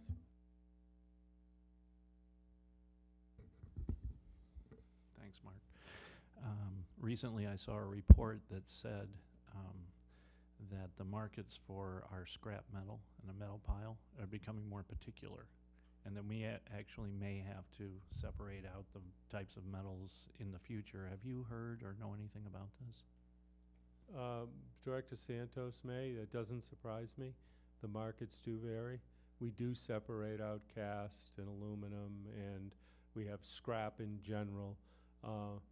But it wouldn't surprise me. I mean, if the market's down in one area, it can be down, across the whole spectrum. So. And our revenues for the metal pile, have they remained fairly consistent? They may be down a little bit, but nothing like the cost that's incurred on the other side now. So, but they always fluctuate. They are not consistent to the point where we used to. We haven't had to recently because single stream opportunity and a little bit more consistency. But it is not uncommon for us to call based on the frequency of wanting to recycle a particular commodity, to call each time to find out the status of the vendor, their ability to pay, the price they're offering, and make a decision. Certainly during downtimes, you want to make sure they hand you the check or secure that disposal, because you don't want to get stuck not being paid. We've seen that happen in down markets, so we've learned that it's not just the price they offer, but them actually consistently paying us if they're paying for the product, or certainly on the other side if we're paying. That's a different story. So, but the markets fluctuate. Yeah, thank Yeah. you. Yeah. Anyone else? All right, we'll move on. Thank you, Mark. I appreciate it. Oh, I'm sorry. I don't have a Dagwan? question for the town manager. Okay, He's go doing ahead. a good job. I just wanted to do a communication announcement before you move to the orders of the day. Yep, we'll get to that right after we do Oh, you haven't the done it, minutes. okay. Vice President Crocker, could we please act on the minutes of September 6, 2018, please? Yes, Mr. President, in our packets tonight, we are in receipt of the town council meeting minutes dated September 6, 2018. I raise to accept them as drafted. I have a second. All those in favor of approving the minutes from the town council meeting on September 6, 2018? And that is unanimous. All right, council communications. Councilor Dagwan. Yeah, I was talking about, there's not anything, at least the kids tell me all the time, there's not a lot for them to do, but we have a lot going on in the town this coming week. One of which is the parking day, which in Barnstable, which is tomorrow. So that's going to be very exciting. But we also have Sunday Hyannis Open Streets. This will be our third Hyannis Open Street. This will be the one, we do two before the tourist season, and we do two after the tourist season. So this is the first of the after the tourist season one. And it's going to be Sunday from 12 to 5. And there's a lot of things going on Main Street. It'll be shut down. We have the Capoeira for Kids demonstration, which is kind of a martial art thing that'll be going on the Village Green. All kinds of music by Doug Richards, which is jazz music, tropical sounds from DJ Paul, music from the Groovalados. Fred Clayton Blues Band will be at Soho. Who's in front of the Kennedy? Okay, let's move on. Music from the Funkadelics, salsa lessons by the Ballroom Bliss, music by Brenda Princey. She'll be at Katie's Ice Cream. Most of the music will go on between 12 and 3. For the kids, there's a lot of things for the kids as well. There's, of course, free face painting, hula hoop classes, balloon twisting. Trevor the Juggler will be there. And this year they're having a big scavenger hunt on Main Street for the kids. It starts at the information booth and finishes at the information booth, and there's lots of great prizes for not only kids but anyone that does the scavenger hunt. And so you can, the information booth is usually right here at the top of the green, where the green meets the Main Street. Let's see, for the adults, let's see, there are some prizes that you can win. Cape Build Development, you can enter to win a prize from them. We have, let's see, free book table that'll be there. Carnival games, of course. Hyannis Fire Department will be on hand. We have a volunteer registration that will be out there. You can ride a Harley if that's one of your interests. It'll be on Main Street. The Lyme disease information will be available, as well as roller girls will be there also for a photo op if anybody is a roller skater. And I think it'd be nice for people to come and see Soccer Dog, who will also be performing this year, showing us his soccer skills. So that'll be an interesting addition to Hyannis Open Streets. So come out on Sunday. It's supposed to be a nice day, 68 degrees, And the Patriots game doesn't start till 4:30, so you can still do both. Thank you. Councillor Biedenbender? Thank you, Mr. President. Thank you. Apropos of our conversation regarding Vineyard Wind, on October 1st from 6:30 to 8, there is going to be an event at the at Four Seas called Localizing Benefits from Offshore Wind, Energy Economy and Environment. The featured speakers are going to be from Mass Clean Energy Center and Sierra Club. And the panelists will be from Cape Cod Chamber of Commerce, Vineyard Power, Association to Preserve Cape Cod, Vineyard Wind, and Four Seas. So it's a great opportunity to learn more about this. And for those who might have questions for Vineyard Wind specifically, you could corner Nate Mayo there and ask him your questions. So I encourage anyone who's interested in this topic to participate on October 1st. Councillor Rapcorsetti? Thank you, Mr. President. Just want to let everybody know that the final hazardous waste pickup day is Saturday from 9 to 12 at the transfer station. So they accept your old paints and chemicals and things that you should not put in the waste stream. So again, that's 9 to 12 at the transfer station. Thank you. Anyone else? Vice President Crocker?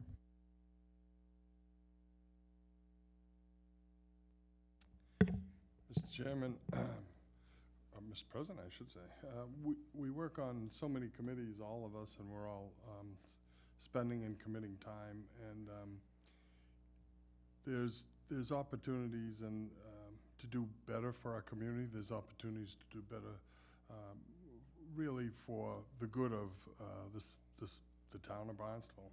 And I feel I had a real exciting meeting tonight at the Committee to Review Zoning and Permitting Regulations, and I would just like to report on that.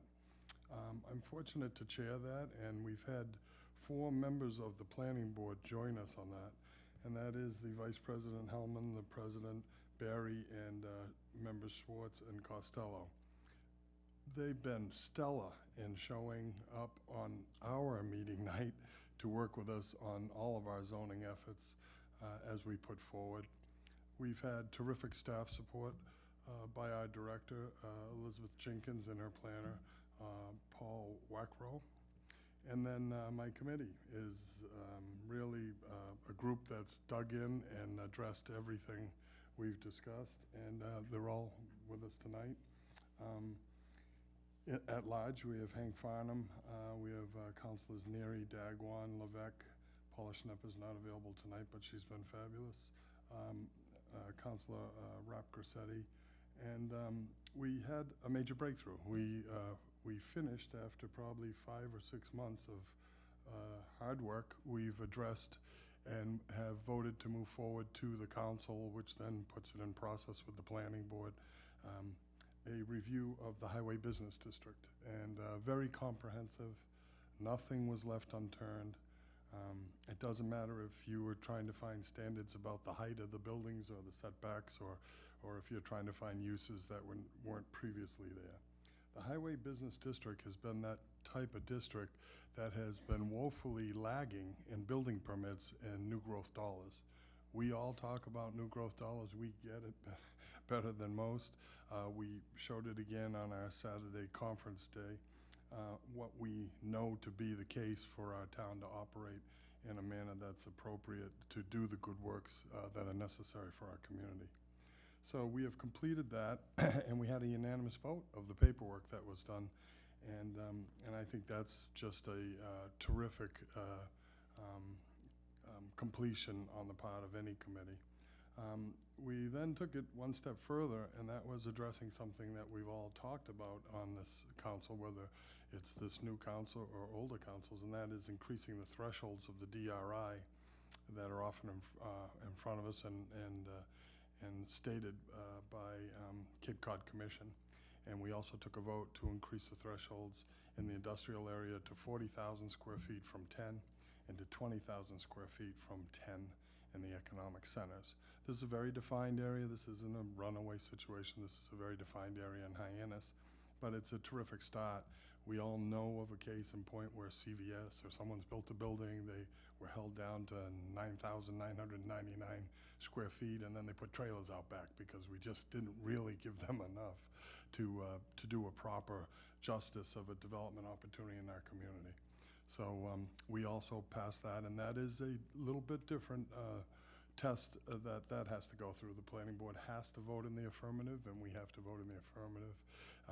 There has to be an application by our Planning and Growth Division, and then there will be a review by the Cape Cod Commission. But those two wonderful opportunities of new growth dollars have come from the committee, and I can say that everybody spent a serious amount of time and a serious effort looking at it. The planning board and us discussed that how well it is when we work together on this, and we are looking at more work together in the future, as opposed to each of us taking a corner and advancing a ball without letting the other party know what it is that we intend to get to at the end of the day. So I couldn't be anything but grateful for the effort of staff and the effort of the planning board and my fellow councilors. Thank you. Thank you for that update. And I want to thank the committee for all their work, too. And that is a number one thing we talk about all the time, new growth dollars. It's the only way forward that we can maintain services and address infrastructure and water quality, water resources, housing. Everything comes back to economic development and new growth dollars. So I really appreciate the work of the committee, and there's going to be plenty of work ahead, but this is a really great first step. Any other counselors? No? All right. We're going to move into a presentation from our Finance Director, Mark Milne. He's going to do an explanation of the town treasurer's ability to assign and transfer tax titles through public auction. Mark? Thank you, Mr. President. Mark Milne, Finance Director, Town of Barnstable. Good evening. I'm here to communicate this evening a plan that the town treasurer has going forward in the collections, part of the collection process for our tax title, accounts and tax title. Now, these are accounts that where property owners have not kept up with the payment of their property taxes. One of the mechanisms available to the treasurer by state law is to auction these accounts receivable off to a third party, essentially assigning a tax lien to the collection of, or to the highest bidder for that particular tax lien receivable. Now, these are very different than tax foreclosures. Tax foreclosures are properties that we own. We acquired those properties through the foreclosure process as a result for the non-payment of taxes. These are properties that are still owned by individuals or businesses. These are just accounts receivables. About a year ago, the treasurer sent a letter out to all of delinquent taxpayers stating that this was a possibility or a plan in the future that the town may take this step. This resulted in the collection of over $1.5 million of outstanding receivables. 65 accounts came in, paid in full. Another 24 entered into payment plans. The plan going forward is to send another letter out to delinquent taxpayers with the identifying that March 2019 is our time frame to auction any outstanding receivables that remain at that point in time. Our focus is on about 123 properties. These are mostly concentrated in secondary residence and vacant land. Not very many primary. We only have 9 primary residencies in this pool of accounts that we're looking at. And hopefully this letter that goes out in October will entice people to assemble some funds, come forward, pay off their outstanding property taxes, or enter into a payment plan with the treasurer. That's the ideal situation. That's really what we want to happen. We don't want to see any of these properties end up being foreclosed on. We want to keep these properties on the tax rolls. The town does not want to foreclose on these properties and bring them into our inventory, and then we're stuck back doing what we just did a couple of months ago and auctioning these things off. So this is a tool that's vested in the town treasurer by state law. She has the authority to do this under that law, and we're just asking for your support, and we wanted to make you aware of that she has this power to do this, and that she plans on exercising this power in the event that these taxpayers don't come forward and work with her to pay off their outstanding accounts. Thank you, Mark. And we do have a resolve a little later on the agenda to, support the town treasurer in her efforts. Was there any brief questions for Mark here? He's going to come back later anyway, but Vice President Crocker?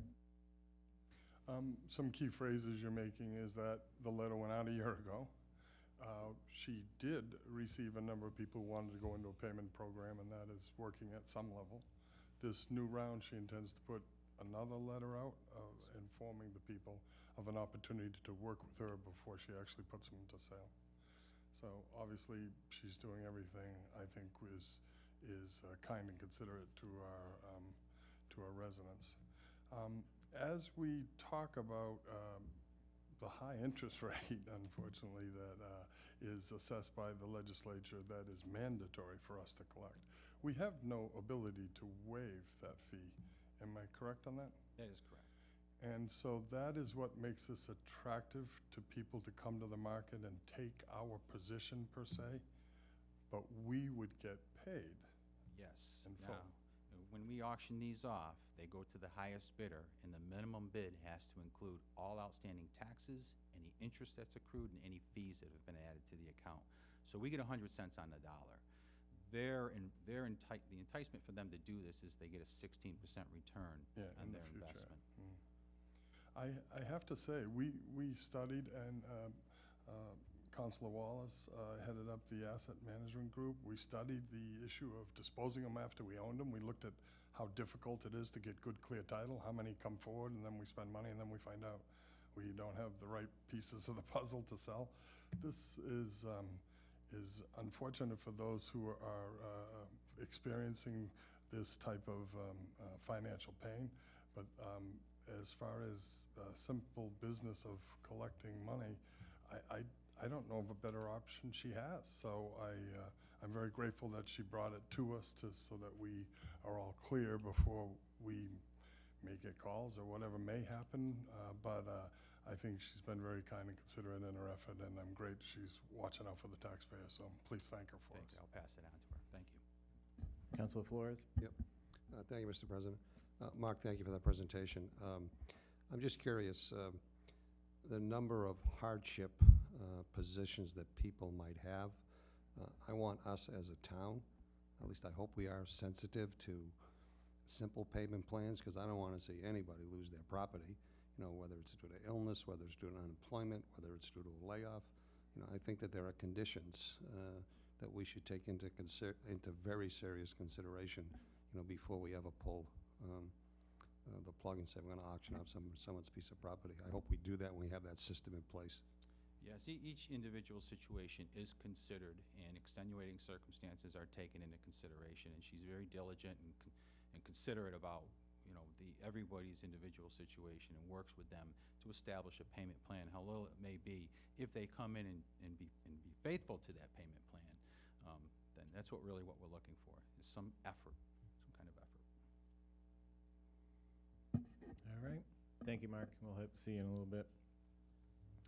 All right, I'm going to move into the orders of the day. I'm going to take a couple items under new business out of order, because being that it's a school night, we have one of our younger residents in the audience who's up for the Barnstable Youth Commission. So I'm going to ask Councilor Rapkosady, could you please read item 2019-030 and refer to a second read, please? Yes, Mr. President, this is new business. Refer to a second reading on October 4th. Item 2019-030, appointments to a board, committee, or commission. Resolved, the Town Council appoints the following individuals to a multiple-member board, committee, or commission. Infrastructure and Energy Committee, Paul Caniff, DMD, from Centerville, as a regular member, term expiring 6/30/2020. Ed Eichner, from Centerville, as a regular member, to a term expiring 6/30/2021. Barry Gallus, Scatuate, as a regular member, to a term expiring 6/30/2019. Gordon Starr, Barnstable, to a term expiring 6/30/2021. For the Recreation Commission, Brendan Burke, from Centerville, as a regular member, to a term expiring 6/30/2021. Tanya Dawson, from Barnstable, as a regular member, to a term expiring 6/30/2021. And for the Barnstable Youth Commission, Piper Hunt, who is here this evening. Thank you for waiting this out, Piper. Piper Hunt, from care of the Youth and Community Center, as a regular member, to a term expiring 6/30/2019. Lucas McCauley as a regular member to a term expiring 6/30/2019, and Jenna Schmidt to a term expiring 6/30/2019 as read. I have a second. This is item 2019-030, appointments to a board, committee, or commission. All those in favor of referring this item to a second read on October 4th, 2018? And that is unanimous. Thank you. Thank you for waiting. Councilor Rapkosady, could you please just take up the next item, 031, please? We'll clean that up. Yes, this is also new business. Refer to a second reading on October 4th. Item 2019-031, reappointments to a board, committee, or commission. Resolved that the Town Council reappoints the following individuals to a multiple-member board, committee, or commission. Hyannis Main Street Waterfront Historic District Appeals Committee, Sarah Colvin Hyannis to a term expiring 6/30/2019, and Hyannis Main Street Waterfront Historic District Commission, should say, Dave Colombo is a Hyannis business owner member to a term expiring 6/30/2021 as read. I have a second. This is item 2019-031. All those in favor of referring this item, which is a reappointments to a board, committee, or commission, to October 4th, 2018? And that is unanimous. Thank you. We're going to scoot back to old business. I believe we have Chief Sonneman here tonight. Councilor Dagwan, could you please read item 2019-023 and open the public hearing, please? Thank you, Mr. President. This is item 2019-023, a supplemental appropriation order in the amount of $98,625 for the fiscal year 2019 Barnstable Police Department personnel operating budget. This should be open for a public hearing. Majority vote. I have a second. Welcome, Chief. Good to see you. Good evening, Mr. President, members of the council. My name is Matthew Sonneman, Chief of Police for the town of Barnstable. I'm here tonight to discuss item number 2019-023, a supplemental budget to the 2019 personnel budget in the amount of $98,625. And this has to do with the addition of school resource officers, particularly one in particular to the BUES school, Barnstable United Elementary School, for the Barnstable Police Department. The Barnstable Police Department will assign a full-time school resource officer, SRO, to the Barnstable United Elementary School for the 180 days of the school year commencing late August 2018. That officer is actually in place right now and working. The Barnstable Police Department is not currently funded to absorb the costs of replacing a patrol officer for the SRO that will be removed from the day shift patrol line. For this first year of the SRO program at BUES, the cost for replacement of the patrol officer taken off the patrol line day shift and placed into the school will need to be calculated entirely on an overtime basis. This is due to the fact that it is not feasible to hire and train a new patrol officer to replace the SRO on an immediate basis. This replacement will take approximately a little over a year to hire, train, and in consideration with the civil service system backgrounding and the availability of police academies. While the BUAS will serve as the home base for the elementary level SRO, this SRO will also be responsible for visiting various other schools within the community, all the other elementary schools, public elementary schools. In addition to the daily work the SRO during the school hours, the officer will be paid 1 hour of overtime each day for prep work and follow-up. It is projected that the SRO will also attend special events, typically held in the evening, approximately 6 times out of the school year. This position will also be allotted 64 hours of overtime for investigation of calls for service to the various schools. The historical data of the number of calls for service to the 6 elementary schools from 2013 to 2017 generated approximately 68 calls for service over the 4 years, which have been divided by the 4 years averages 17 calls for service per year, estimated to generate 4 hours of overtime for investigative purposes. The anticipated costs of overtime to be incurred by the SRO assigned to the BUES include 1 hour of daily overtime, 24 hours of overtime to attend special school events such as festivals, concerts, field days, and 64 hours of overtime for special investigations conducted outside of school hours. Analysis and breakdown, which also follows below, the following represents how we arrived at that overtime. The breakdown of the overtime cost for the replacement officer that will not be working the day shift is done by an average number because we don't know who specifically would replace that officer at any given time. It comes out to approximately $80,805 for the school year. The estimated cost of the overtime for the actual SRO assigned to the BOS we know is a fixed cost because we know who it will be and what the pay rate will be. And that would come out to approximately $17,820, and the combined total between the two would be approximately $98,625.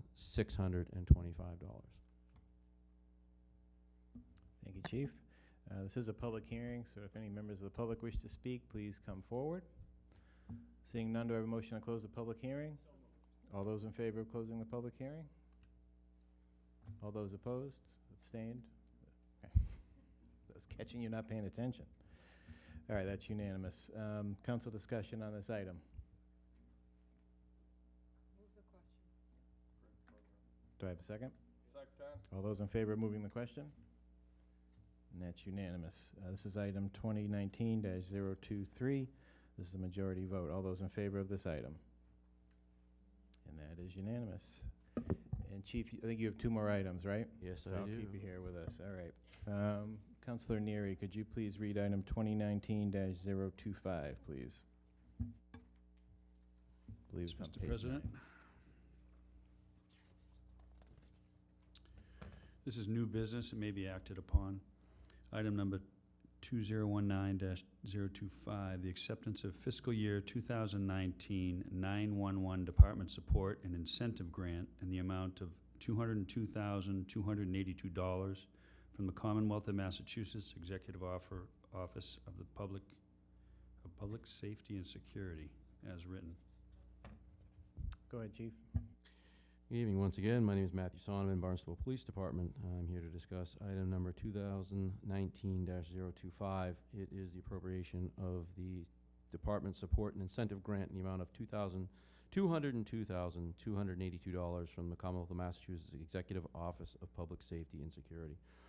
In the background, the Barnstable Police Department applied for and was awarded the 911 Support and Incentive Grant for the Commonwealth of Massachusetts Executive Office of Public Safety and Security State 911 Department in the amount of $202,282.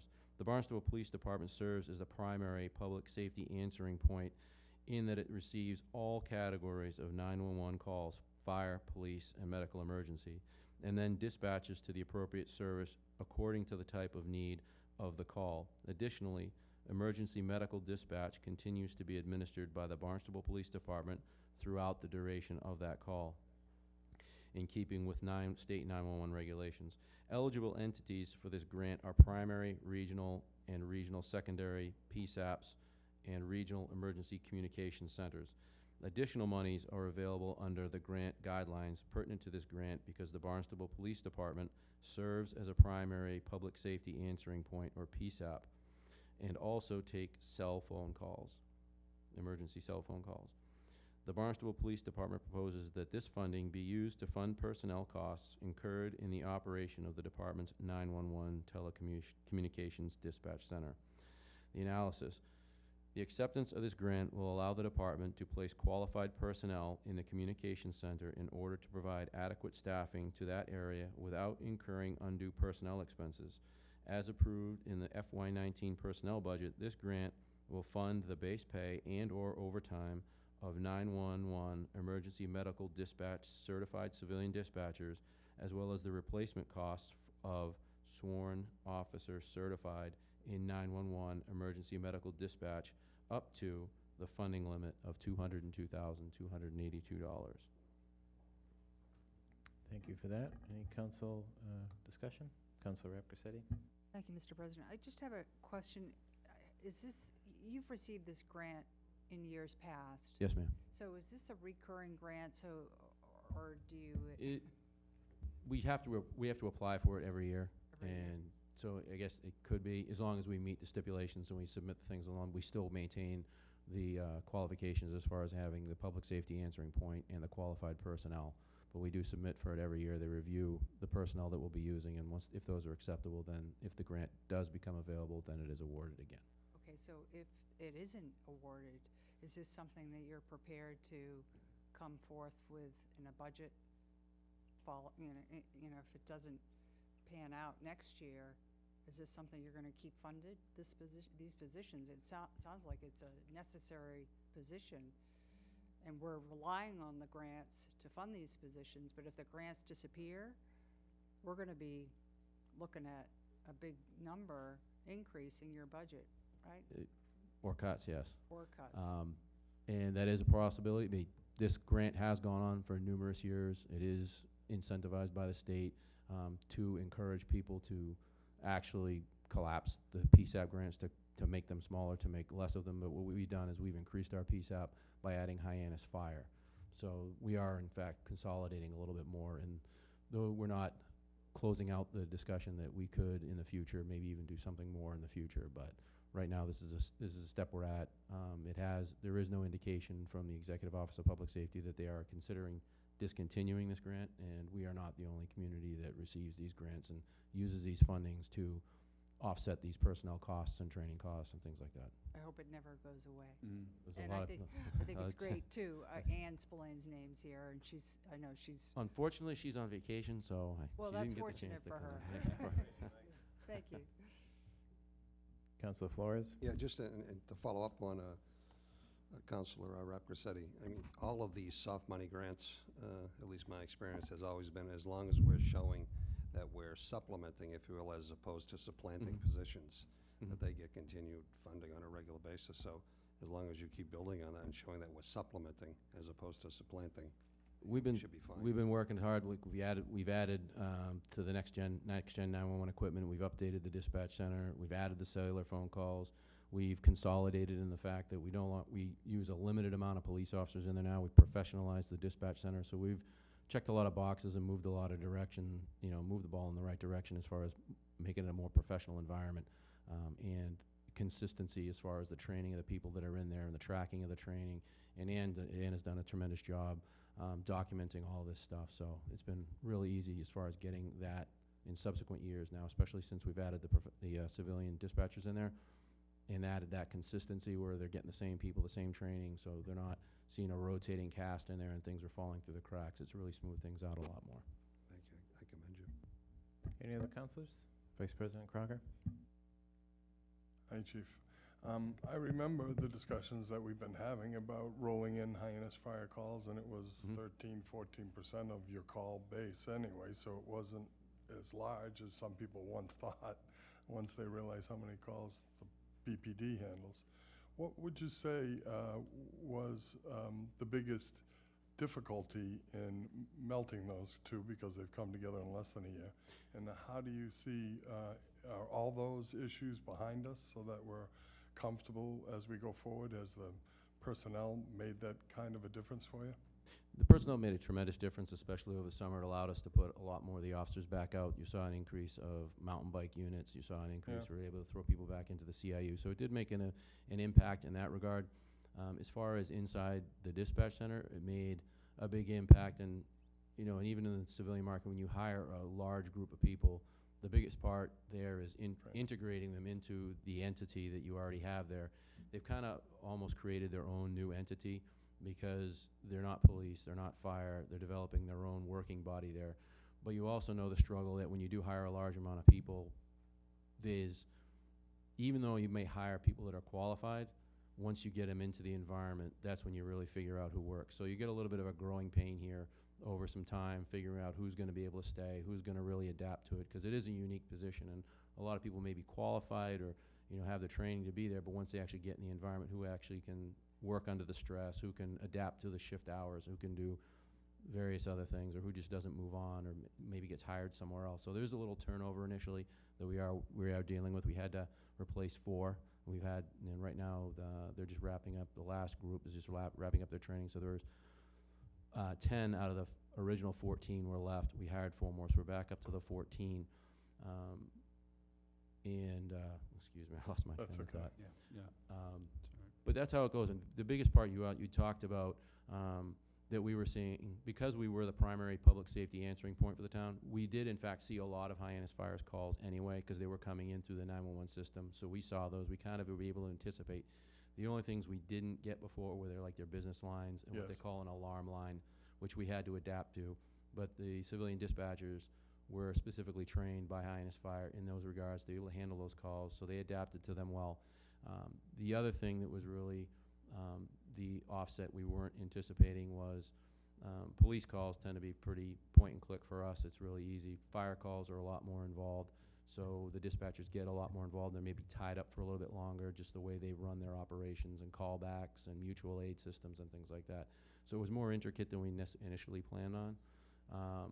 But they are adapting to it. They are overcoming a lot of those tasks. And then the other thing we didn't really know how it would affect was we know how to dispatch police cars. We knew how a call would roll, but we'd never, although we were getting the medical calls, we had no basis of knowledge like dispatching an ambulance or dispatching a fire truck and things like that. But Hyannis Fire has been a tremendous asset as far as being there and supporting us and having supervisors available, and it's really developed a really good working relationship.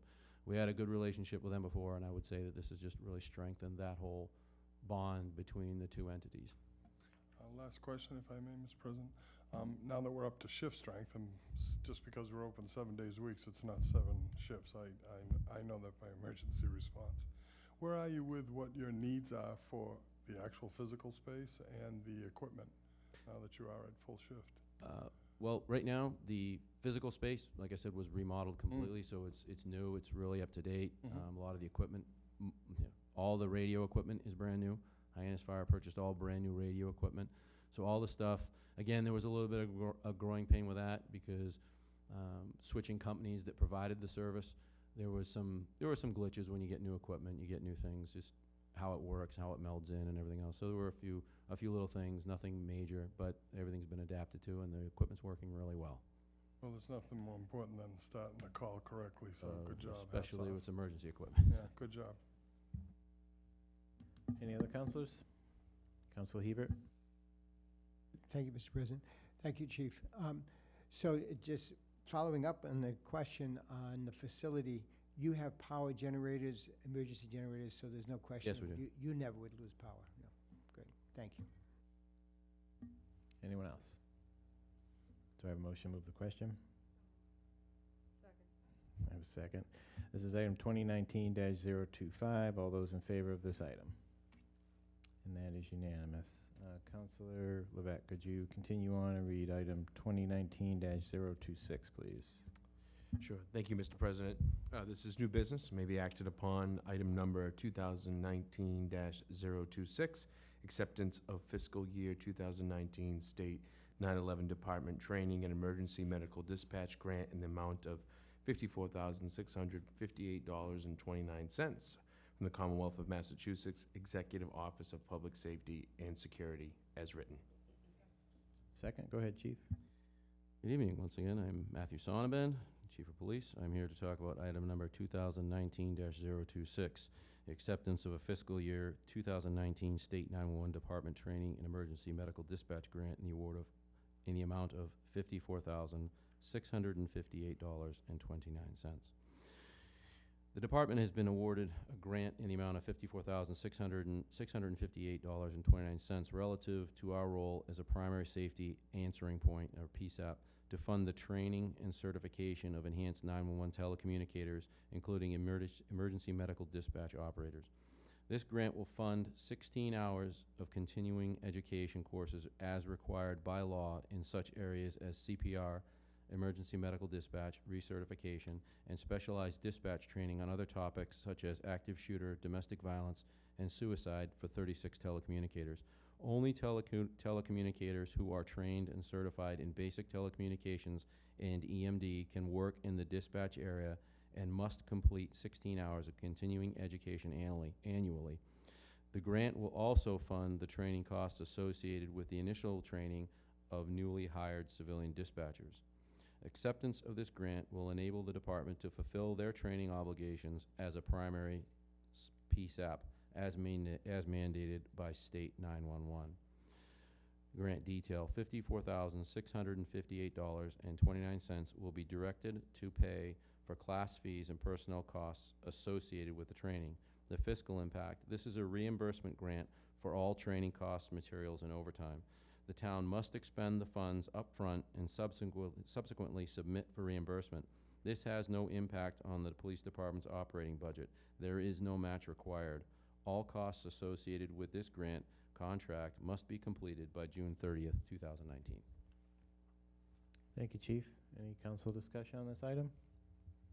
Move the question. I have a second. All those in favor of moving the question? And that's unanimous. This is item 2019-026. All those in favor of this item? And that is unanimous. Thanks again, Chief. Thank you very much. Have a Good great seeing evening. you. Councilor Flores, could you please read item 2019-027, please?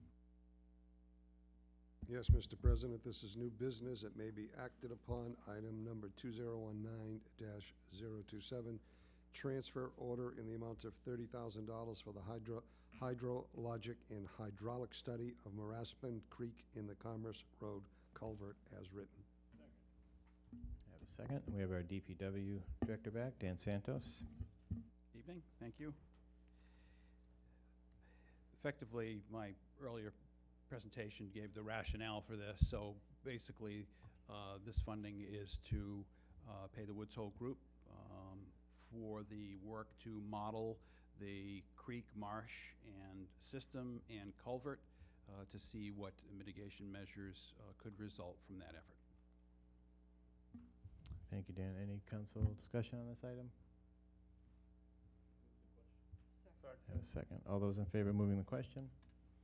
And that's unanimous. This is item 2019-027. All those in favor of this item? And that is unanimous. All right. Councilor Wallace, could you please read item 2019-028, please?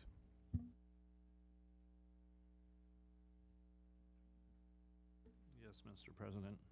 This is new business, may be acted upon. Item number 2019-028, reauthorization of unexpected capital appropriation balances in capital program appropriations to be extended for an additional 3 years until June 30th, 2021, to allow for their completion, as written. Second. I have a second. We have our Town Finance Director, Mark Millen, back. Thank you, Mr. President. Mark Milne, Director of Finance, Town of Barnstable. The town's general ordinances under Section 86-3, reversion of specific appropriations to the general fund, limit the life of a specific appropriation like a capital improvement project appropriation to 3 years. If the funds remain unencumbered, they are to be closed to the general fund. This request is to extend the amount of time to allow the completion of these projects for which the funds were originally appropriated. Thank you, Mark. Any council discussion on this item? Councilor Neary? So the money's was appropriated, time has passed, we need to basically just continue it so the project can be completed. Yes. Thank you. Anyone else?